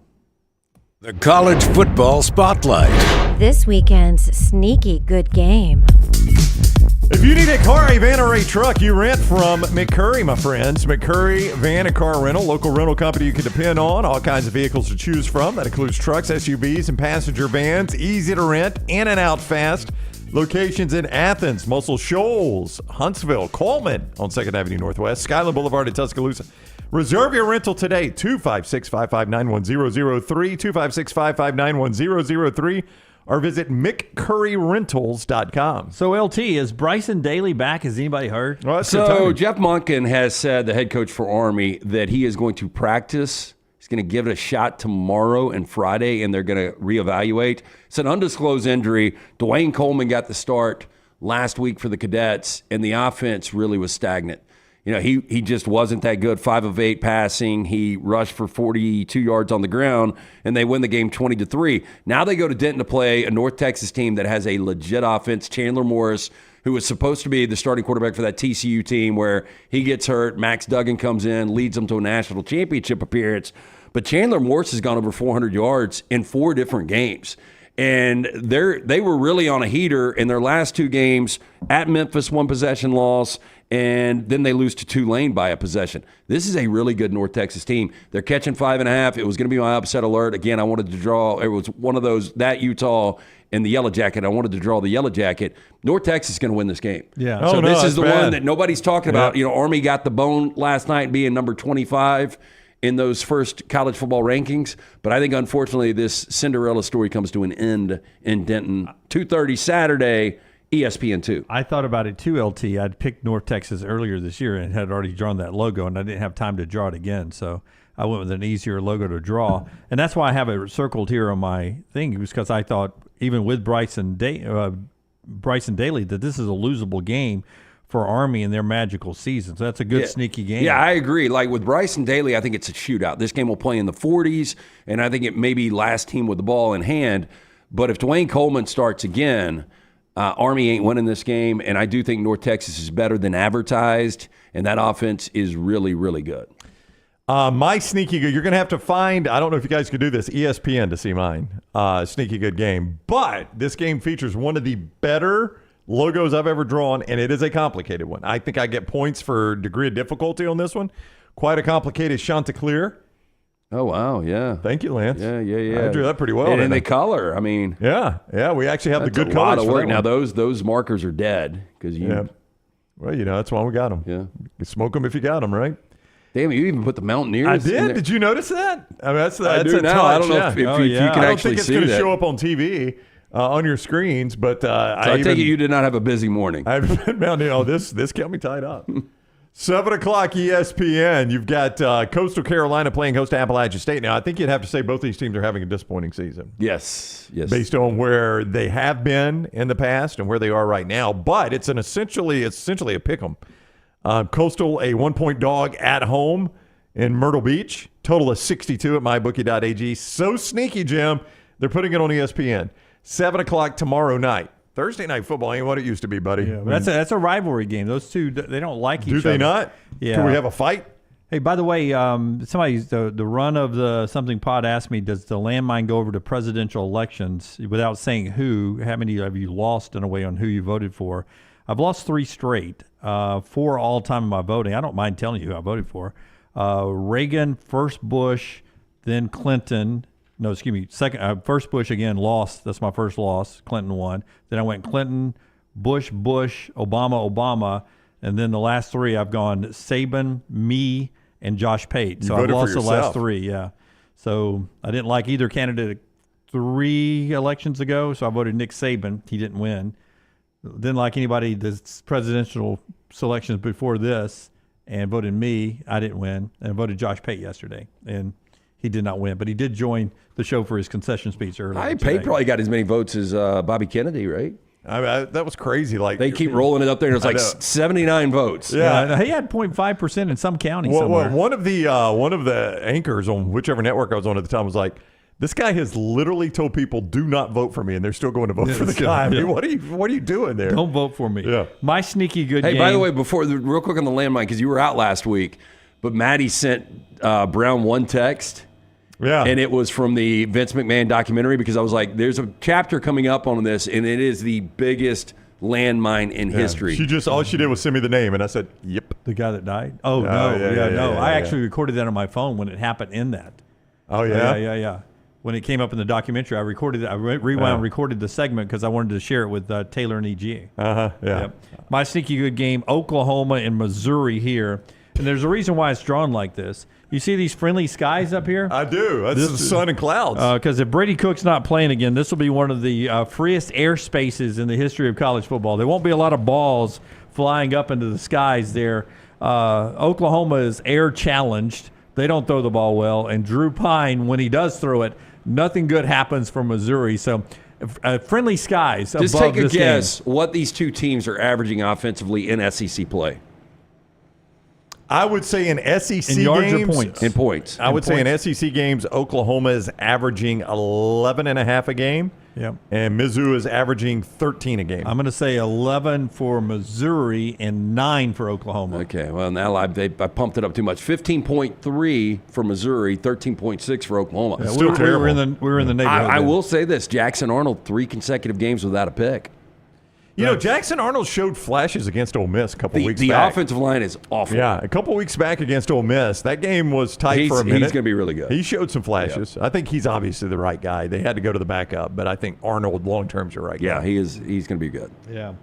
So those are our sneaky good games this weekend. Don't watch mine. It'll be ugly. Good helmet game if they wear the right helmets. It's an old-school Big 8 rivalry, right? Yeah. There's got to be some rivalry in the history there or something. I just wanted to do Happy Clouds today. It's very nice. Bob Ross-like. Tell us about McCurry one more time. McCurry Van & Car Rental, the local rental company you can depend on. McCurryRentals.com. That is McCurryRentals.com. By the way, the SEC mandate last week when I was out on fake injuries, it seemed like it cleaned up a lot this past weekend. I did not see any. There was one in the were you watching Kentucky, Tennessee? I had it on, but I wasn't paying. That was a boring game. It was on my screen, and I never had the volume up in that game, but it was on one of my screens for a minute, and there was a situation down on the goal line where I think Tennessee was hurrying up, and a guy was on the ground. And I thought then, this may put Greg Sankey to the test. This may be the first one. We get the best of the business. It'll be the one game everybody's focused on this week in Oxford. Yeah, I mean, he's the one that everybody pointed at. And by the way, I forgot that they changed the rule this year in the SEC. Instead of it going to the Athletic Scholarship Fund, the penalties for rushing the field, it actually goes to the other school. So I didn't remember that until I saw SEC shorts this week. They always do such a great job. $250,000 penalty for South Carolina rushing the field actually goes to Texas A&M. For their NIL? Yeah, you can throw it back in NIL, whatever you want it to do. Pay off Jimbo Fisher is what they do in SEC shorts. And they were like, this is going to go straight to the NIL. And the girl snatches out and puts it in a briefcase. Nope. It's going to go towards paying off Jimbo Fisher. I hate to tell you, we already spent this. All right. Always enjoy sneaky good game. Don't forget basketball tonight with the Auburn Tigers, nationally ranked in any service you look at, really high in the Ken Palm. Vermont and Auburn, 7 o'clock. Little T and I will be down there. She's already got out on social media, asked questions for our pregame show. Should be around 5:30ish from Neville Arena this afternoon for that, and a couple other SEC teams in action happening tonight. Good NBA basketball tonight. Golden State surprising everybody, 6-1. They're at Boston tonight. 6:30 to start of that. And I know not a ton of hockey fans out there. Alex Ovechkin has scored 7 goals in the first 11 games. He's now 35 goals away from breaking Wayne Gretzky's record, all-time leading goal scorer in NHL history. I didn't know if that would ever be broken. Ovechkin is expected to do that sometime early March now. Ovechkin, Sidney Crosby, they're matching up Friday night for any hockey fans that are out there. Yeah, but now Gretzky's got the all-time points lead that would never be touched, right? I don't think so. I don't think so because you don't think it'll be touched. No, I don't think it'll be touched. Yeah. I think he's got it. Yeah, because I think he has more assists than goals. I think that is correct. Ovechkin's way behind in the assist category. Yeah. Where is Sidney Crosby on that list? Any idea? I don't know. Yeah. I don't know. So oftentimes I'm a headline guy. Sidney Crosby is number 10 in points all time. Okay. Yeah, but Gretzky is number 1. Is that correct? What? Did you just Google that, or you watch hockey? Well, I Both? Googled it, but I do watch hockey occasionally. Yeah, okay. But we were right. Gretzky is both. Yes, Gretzky has 1,900 assists. He's Holy number crap. 1 in that, it looks like. And then for points, he's at 2,857. Who's second? Mario Lemieux? In points? Yeah. In points, it is Jaromir Jagr. Jagr. Played for Penguins have had some good players. Well, they have. I mean, how about that? Icons. How about that? I picked the Penguin, and I picked the wrong one. That's how good. How good they had it. Yeah, really good there. And one unique injury note from the NFL: Christian McCaffrey could return this week against the Tampa Bay Buccaneers, of course, but Will Reichard is out. He has a quad injury. He had made his first 14 field goals for Minnesota, and then he missed 2 this past weekend after the quad injury. He still tried to kick in the game, missed the 2 field goals. They're actually putting him on the IR, so he's going to miss 4 games now. The drafted 6th-round draft pick out of Alabama, Will Reichard, is going to be out some time now with the playoff contending Vikings. What's ironic about that, also injured in that game, their long snapper. So on the same day, they put their long snapper and their place kicker on the injury reserve list. That doesn't happen very often, maybe never in the NFL. Did anything happen? It's rarely a big day, NFL trade deadline.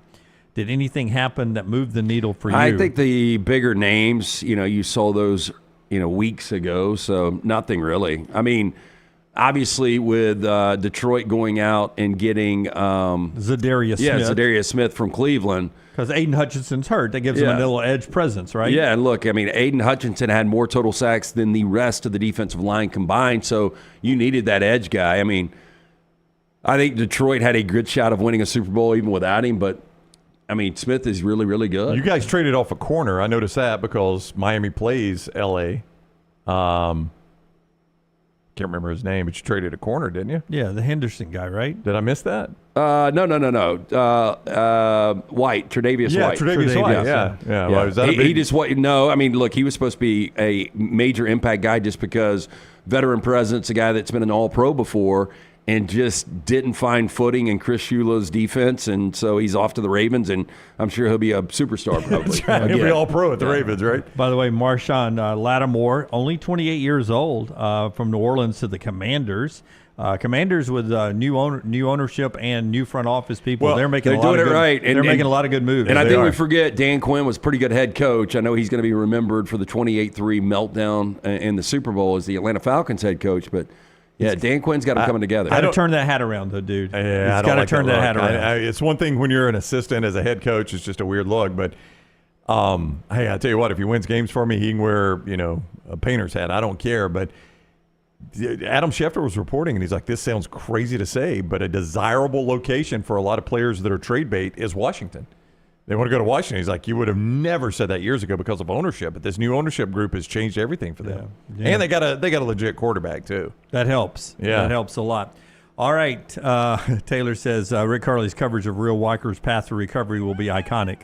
That's going to be a daily diary. Carly, by the way, was the guy that handed out the sticker at my polling place yesterday. Was he really? The I will vote. Yep. He asked how our... Did y'all give a bro shake and hug and everything? We did shake hands. He was very nice. He asked how our radio thingy was going. Yeah. And I replied, "How's your Facebook thingy going?"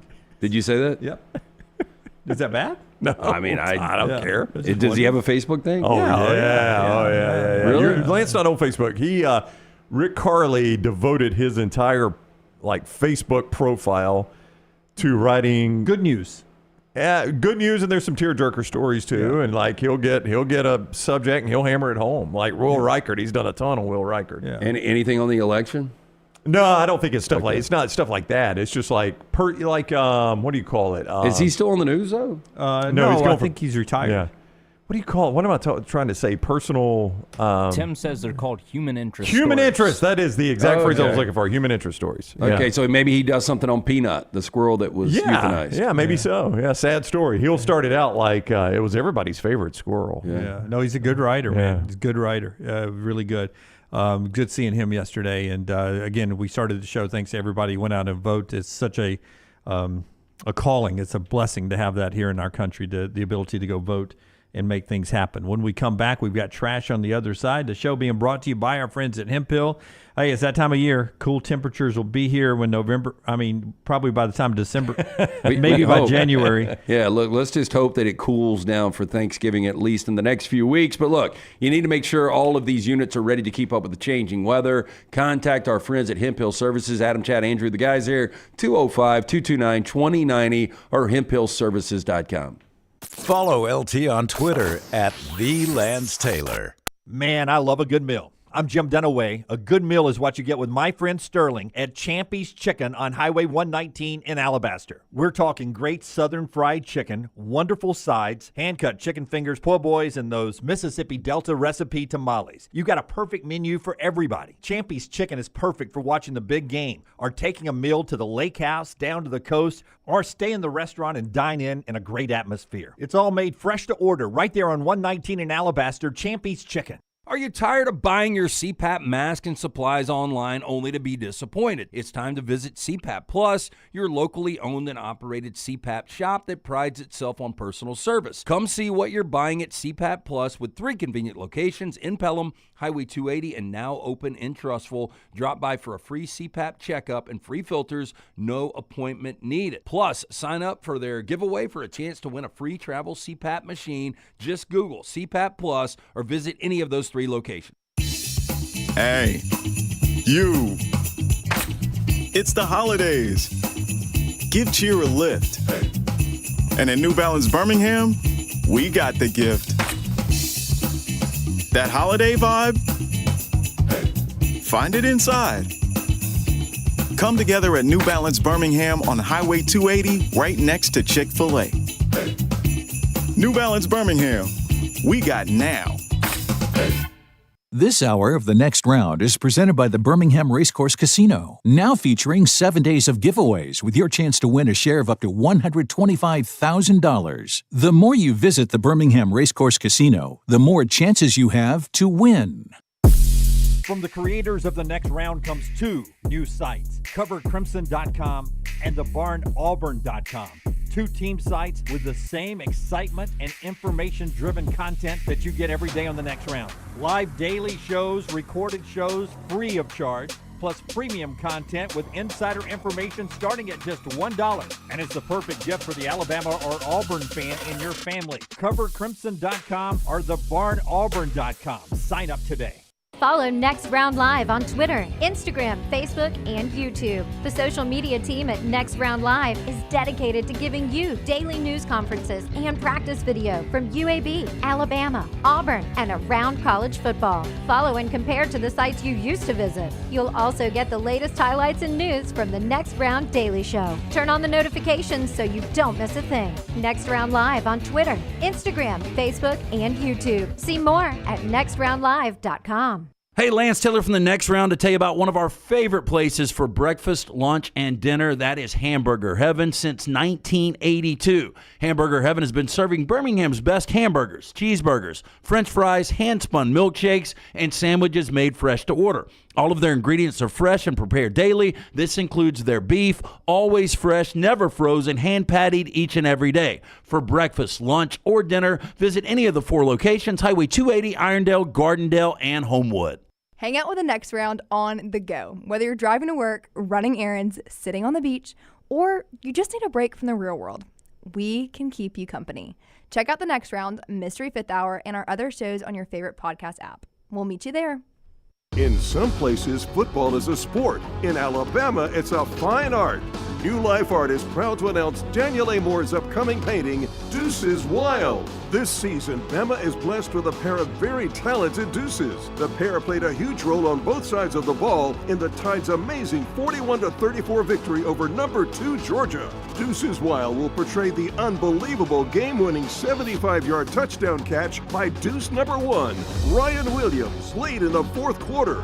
The Dogs' last chance drive was stopped by deuce number 2, Xavier Brown, as he made the game-saving interception in the end zone, which will be celebrated by a small artist's remark in the bottom margin of each print. Go to danielmooreart.com to see the artist's preliminary sketch and take advantage of special pre-publication pricing for Deuces Wild. Also available, The Legend, Daniel Moore's final tribute to Coach Nick Saban. Order now at danielmooreart.com.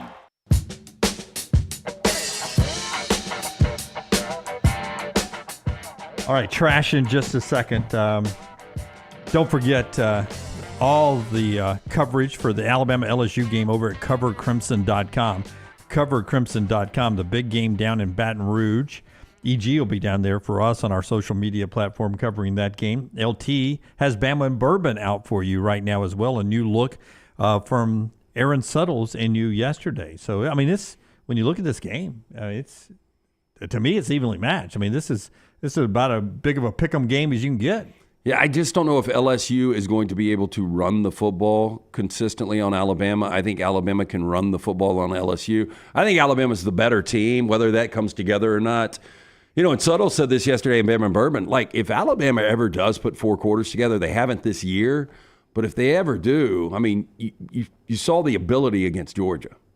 I mean, it's really every team in America. I don't know a team I've seen that has put a full 4 together. Maybe Oregon against Ohio State. But even then, yeah, I don't know. I still thought Ohio State was a better team. Yeah, but a full 4 quarters, it has been elusive for almost every team in America for this season. And I know Alabama fans have been disappointed so far with the results, but I would just say this. I think Alabama's going to get better under DeBoer. I still think he's that good of a coach. And this could be the week. And I've said this all year, and I think a lot of people and you guys agree that there's going to be a team come November, you're like, damn, that team is really starting to click. And it could be LSU, it could be Alabama, it could be one of these teams coming out of the bye. That's what we see in the NFL a lot. Like the New York Giants and Eli Manning got hot in the playoffs a couple of times. They were nowhere close to the best team in football. Yeah, we had some of our friends from the U.S. military, some Army guys came up, and we were talking about some partnerships, stuff that we were going to do. And one of the guys from Arizona, and we were talking about that Cardinals team that was 9-7 in the regular season, but they caught fire late with Kurt Warner and Larry Fitzgerald, and they go on and they play Pittsburgh in the Super Bowl, and they led that game. It was Santonio Holmes, one of the great catches in Super Bowl history. Yep. They score late with seconds to go in that Super Bowl, or Arizona at 9-7 wins a championship. And I think you're going to see that not every year, but like every 4 or 5 years, there's going to be a team with 2 or 3 losses that October nobody was talking about that ends up winning a national championship. Especially if you got really quality quarterback play down the stretch, and these guys have potential, both Nussmeier and Milroe. My Buccaneers with Tom Brady, I remember you saying 7-5 at one point in the season, and you thought, I'm not even sure they're going to make the playoffs Dunaway, and then they didn't lose again. You just get hot and things start to click. Let's hear from both quarterbacks before we jump into the trash. It's brought to you by our friends at Inverness Country Club, where, what think about 2025 right now, golf and the pool season again. Inverness is a great place to sign up and be a part of the family. I was talking to our man Travis Grappo last night at dinner, and I was asking him about the Inverness Country Club membership. Him and his wife Sarah, they absolutely love it. New members up there. I think he's playing 4 times a week. He plays a lot. Every time I see him, he's playing. He is playing a lot. But hey, that's part of it, man. You got a membership at a country club. That's the great thing, is the unlimited golf. You can get that golf membership, social membership. Child care is also a big plus. You and your wife want a day of golf or tennis, guess what? You can drop the kid, go have yourself a day on the court or course. Our friend Lauren Sisler is covering different games each and every weekend. Her husband, John, will drop off young Mason, and he'll go play around the golf on Saturday morning. That is the great thing about Inverness Country Club. Best days happen there. You can take a tour of this unbelievable club. Call Aaron today. Tell her the next round sent you. 205-991-8608 or online, iccalabama.com. Brown mentioned it earlier, failed test when it comes to handling the environment in Knoxville for Jalen Milroe and that offense. So what about it this week in Death Valley, Jalen? It's definitely a place that external factors is at a high when it comes to their crowd noise, when it comes to the fans impacting the game as much as possible. Also, just the energy that's poured into the stadium. So for us, when you playing games like this on the road, it's all about being a great communicator, being all on the same page, starting fast, all being on the same page. And when we simplify the game into those key components, that allow us to elevate our game and allow us to be prepared as much as possible. But the biggest thing we try to do is eliminate bad plays, eliminate miscommunication, and just try to be all on the same page so that we can be our best us. And that's what's going to allow us to be our best us, being on the same page and having the right mindset. Can I say this without it being taken out of context? I'm okay, I think, if he makes an aggressive bad play. I want aggressive Jalen Milroe back. I want Jalen Milroe who's going to take a shot down the field early. Even if it's intercepted, I want him taking a shot early in this game. I want him to run the football, but I do want him to be aggressive throwing the football, not holding it, waiting for the perfect wide open receiver. This is a little old school, but Phil Simms once said that I can't remember the game they were playing. It was a big game, divisional game, maybe against Washington or somebody like that, who was good back then. And he said Bill Parcells told him before the game, if you don't have an interception in this game, I'm going to be upset with you. And Sims was like, why would you say that? And then he realized he wants me to be aggressive. Yeah. And he's like, he didn't really care if I had an interception or not, but he wanted me to play with that aggressive mindset that I'm not afraid to make a throw down the field. If I make a mistake down the field, all right, hopefully my defense can clean it up and I'll come out and I'll make a good play in place of it, right? Yeah. And I think you're kind of talking about that mindset. Like if he's got a downfield interception, you're like, okay, at least he's working the ball down the field. I mean, if you're hurt, you're hurt. But we have no indication officially that you're hurt.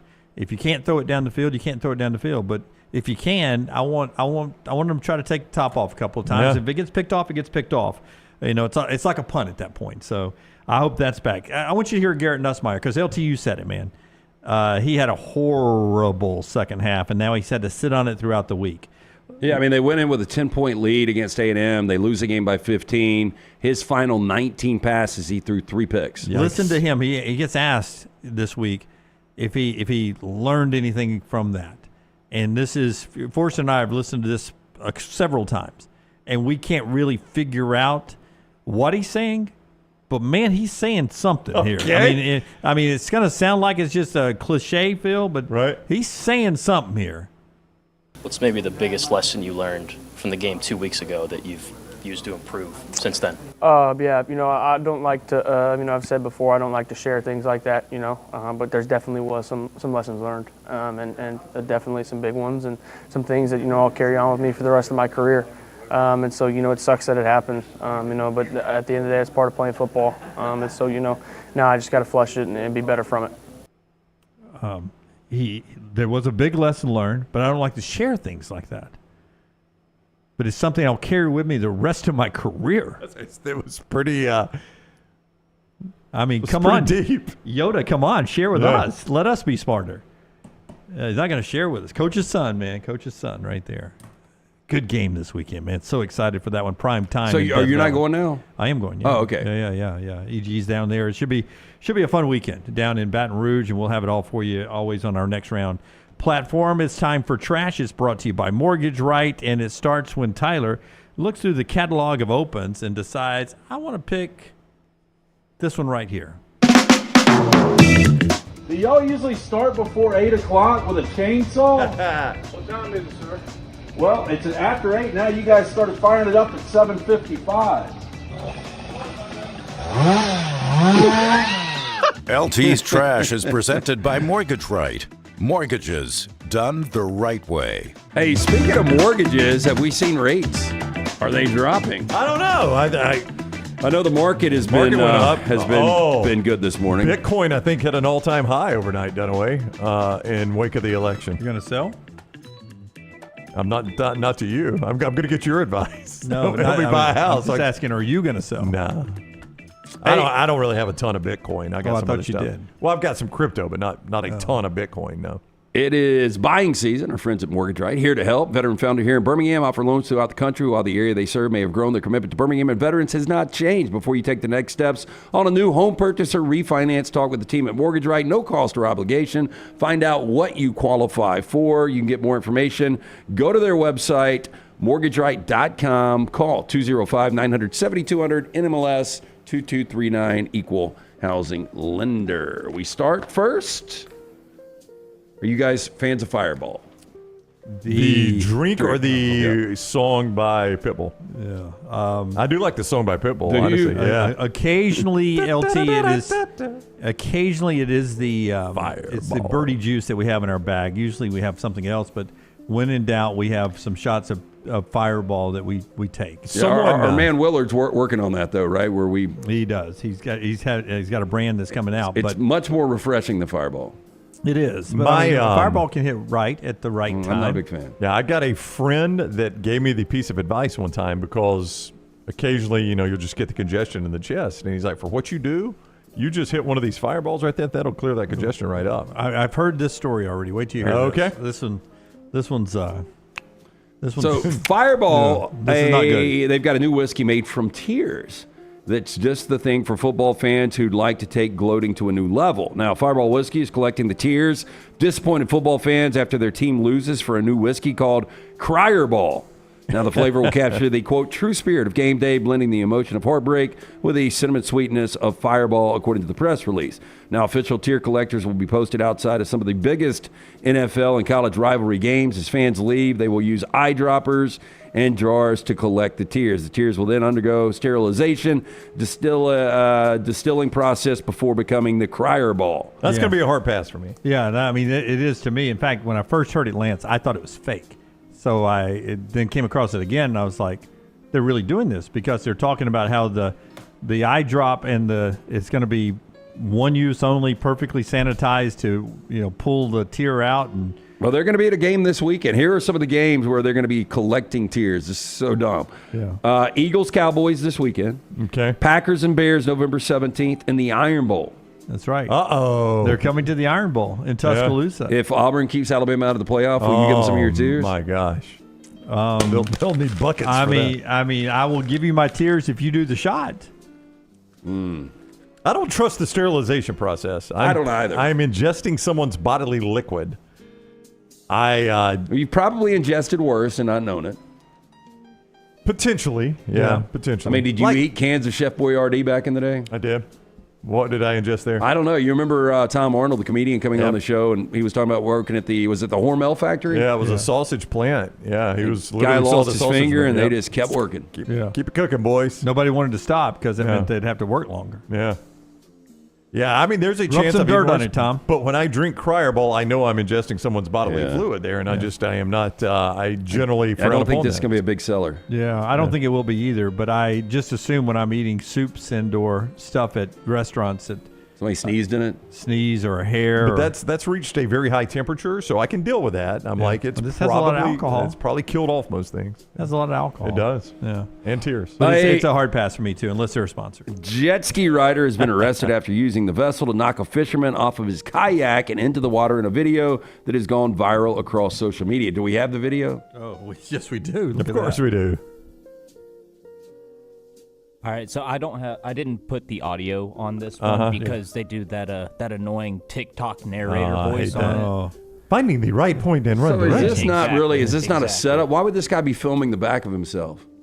I think for reasons just like that, honestly, or he's it's maybe probably like that. But he also for when he makes a films catch and takes pictures. Yeah. at the lake. He may have a and stuff. TikTok channel or something like that. Yeah, for when he makes a catch. Yeah. All right, so the jet ski guy comes back, and now what happens He's here? saying, when you get accosted by a jet ski, you tell him not to come so close, and then he comes even closer and knocks you into the water. So just because we don't have sound, I'll try to get this. I'll throw it out there. In the video, he was fishing from the kayak. Hell, it's a frustrated gang. TikToker confronted one of the riders who then purposely made high waves towards his kayak. The waves caused coastal floats and several of his high-dollar items to fall in the water. Oh, that sucks. And he look got at it all on tape, as you see here. Follow-up, TikToker shared that two guys in another boat helped him recover from the accident by offering a dry towel and a place to relax safely for a few minutes. Thanks to the first video, which includes a close-up of the jet ski and its rider, viewers used the vessel's hull number to identify the man riding it as Philip Bunch. Coastal Float's follow-up reveals that the rider was arrested charged with a handful of criminal offenses. Wow. Yeah. Arrested. I mean, you show the video again. I mean, they've had an altercation, a verbal confrontation. And then watch the guy intentionally dump his. I mean, this is. No, this is intentional. Yeah, that this part isn't right there. him Yeah, just there's riding by now. No. Watch, this is. I woke up and I chose hate today. Yeah, Look at that's this. right. He knew what he was doing. Yeah, that's criminal. Yeah, absolutely. I don't know if it's criminal. Yeah, Does I it won't- feel Well, criminal? I want my destruction of stuff back. property, the guy said he had a Sony camera Yeah. on board the boat. I Those didn't- are about $3,000 a pop. Yeah. I didn't know that. Oh, I was just creating waves. I No, want to be compensated. I don't want him to go to jail, but I want compensation. Well, boy, he's going for the heart here. Look at this. Yeah. Say he took all these photos. Do you have any Sarah McLachlan to play behind this? Hey, transition to dogs. Forrester, do you have the video? Speaking of which, You guys is tell this me your- if this is confrontation or not. This is Okay. Bullet and Chili. Bullet and Chili. Yeah, What are they this doing is- in this video? This is just normal. I see this every day. Do you? Yep. Okay, this is. I just see a wild dog, just two of them, just running and jumping on furniture. I mean, I don't know how you live with that. I really don't. Hey, man, they're active. Insane. Yeah.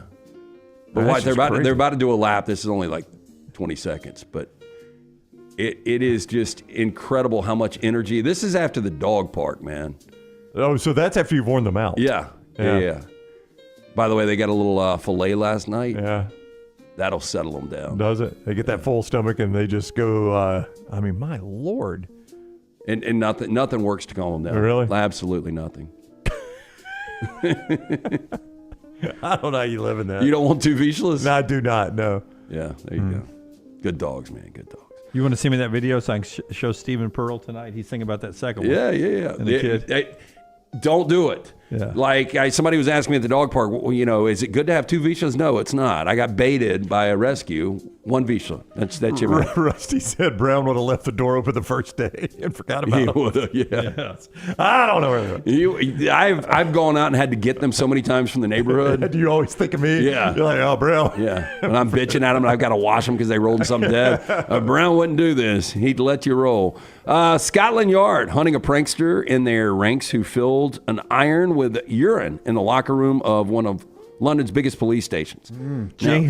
James, you said shaken, not stirred. Oh, wow. The culprit filled an iron used for officers' uniforms while on duty with urine at the locker room in the Charing Cross police station in central London. Now the force is probing 2 offenses of criminal damage after the grim discovery was made last weekend. Now they're investigating 1 count of criminal damage over the iron prank, which would have left officers' uniforms stained with body waste, and another over damage to an unknown piece of police equipment. I just don't understand why people do things like that. I really don't either, Lance. But it is the reason why I refuse to use the coffee maker or the sometimes I'll use the iron. I have to, but coffee maker, and really I'm hesitant to use the iron in hotel rooms when you travel, especially lower end hotel rooms, because I don't trust people the not being shampoo that if they got a dispenser. Nope, don't like that either. And I don't like. I don't use the ice bucket. I don't use the ice dispenser. I just assume the worst in humanity these days. So you don't, because of the phones. You don't get the plastic bag and put it in the ice bucket and use that? No, because I'm afraid what's happened to the ice machine out there. Now I do like the one where there's. I mean, if you're in old school and it's a scoop, there's no way. No way. Yeah. So a couple who celebrated the 4th of July and forgot about the cases of beer in their garage were reminded where they stored the beverages after their pet pig had a party all to herself. Oh. Morgan Mullins, 33, lives in Gill, Colorado, and is proud owner of Strawberry, a 7-year-old pig who she described to Newsweek as, quote, the love of their life. Her best friend is a duck. At least the duck thinks so. She roams our small hobby farm doing what she pleases. Mullins went on to say recently what pleased Strawberry was getting into the garage and breaking into a leftover case of beer, causing Mullins to find the pet pig a little worse for wear. Well, that pig got him that's a big old box of Fat Tire, right? Yep. This is gone. That's gone. I am scared to go home today because the dogs were left upstairs. I got some Bud Light. Got good taste. Out of the crate. Jack sent me a text because he checked into school because we were up late last night watching the results. Yeah. And he's like, I got to tell you, Bullet and Chili would not come downstairs with me, so I had to leave them out. Oh, no. Yeah. You got any beer up there? I don't have any accessible beer. Okay, that's going to be good. Yeah. I was looking at Strawberry sauce. Can't even walk straight. Wow. That's better than I imagined it would be, Tyler. That is so good. I mean, just absolutely lit. Strawberry needs to go lay down. Sure. Get that duck away from it. You ducks, hold it down over there. Oh, my God, that duck again. Daddy's got to sleep. That's pretty funny. Yeah. And that is trash. Always brought to you by our friends at Mortgage Right. Whether you're looking for your final home, first home, whether you have a big down payment or need 100% financing, Mortgage Right, one-stop shop for mortgages. Visit them online, mortgageright.com, or call 205-970-200. Cue the duck. Hey, have you noticed, this is such an interesting advertising idea, that the new Dr. Pepper commercial has the Aflac duck in it because it's so associated. Have you all seen that one? It's so associated with college football. It's so associated with college football. Like, it's the one where the dad that I once thought was Doug Flutie, and y'all never let me live the drug dealer down. on 90210. Yeah, the dad and the son are sitting on the pier, and he's like, college football is so corporate now. He goes, excuse me, while he pops it open, and the mom shows up, the cute girl that's always in the jersey. She shows up with a box of the duck, and then he's like, look, it's even the Aflac duck. And it's in a Dr. Pepper commercial. I've seen them on the dock, but I never noticed the duck. It's a new angle. The last week was the first week I've seen it. I didn't watch. I watched the games last week, but I've been at home for them, so I think it's 2 weeks old. Okay. Yeah, or maybe I saw him on the weeknight game of last week. But I think it's really good. Cross-promotion there. I mean, you get a little Aflac freebie there. Yeah, you do. But, I mean, it's just crazy that Aflac is so associated. There it is. Like Tyler finding Yeah, Fansville does a really good job. Yeah, Doug Flutie sitting by the Aflac. You like where guy. she's shaming the ex-boyfriend? That's why you're a mascot. When throws the Dr. Pepper up to wrong window. Yeah. Good arm, though. Good distance. Bad accuracy. All right. Final thoughts today brought to you by our friends at Champy's, world-famous fried chicken, Highway 119 in Alabaster. Sterling and the crew, they bring you this final hour of the show every day, the 11 o'clock hour, since day one of the show. For 823 times, there's been a Champy's chicken conversation here about it being brined overnight and cooked to order. It's a lunch destination. It's a dinner destination and perfect for your tailgates or just watching the games at home this weekend. It's piping hot because it's cooked to order, but it is so dang good. Sterling and the folks at Champy's Chicken, Highway 119 in Alabaster. A couple of MACtion games again tonight, Miami and Kent, NIU and Western Michigan, and some basketball. Have you guys watched any of the basketball yet? Did you watch any of Gonzaga, Baylor? No, I did not. I watched some of the first half of the Bama game the other night, and I'll watch some of the first half of Auburn tonight. Or maybe the whole Auburn game. Depends on how good the game is. The Bama game was a blowout. So yeah, I do think there's a chance that Vermont will give Auburn more of a game than Asheville did Alabama. Well, I mean, Auburn's pretty low bar. Auburn's about a 15.5 point favorite. I think you said Alabama was about 26 the other night. It's 17 right now, Auburn. 17. I expect Auburn to win the game easily, but this Vermont team beat UAB, and they're used to going to the NCAA tournament. So, maybe you get to see Auburn flex their muscles a little bit and see what kind of team Bruce Pearl has. They got 50% of their production back, but in the 2 exhibition game, about 50% of their production came from the new guys. So that works out really well for the Auburn Tigers tonight, 7 o'clock down at Neville Arena. Bruce, by the way, 9-1 at Auburn in home openers. Got to be good tonight because your next game is against Houston. That's right. It's Saturday head-to-head with Bama LSU. So if you're an Auburn fan, I guess you got that on the big TV and you put Bama LSU on the side TV and cheer against them. Hey, we're wasting a great college basketball matchup on Saturday. I'd rather have it on Sunday night where I have one NFL game I agree. and one great college basketball game at once. But Houston and Auburn this weekend, they start the season tonight down there in the Plains. Follow Taylor and everything at Next Round Live for some video coverage pregame of that tonight.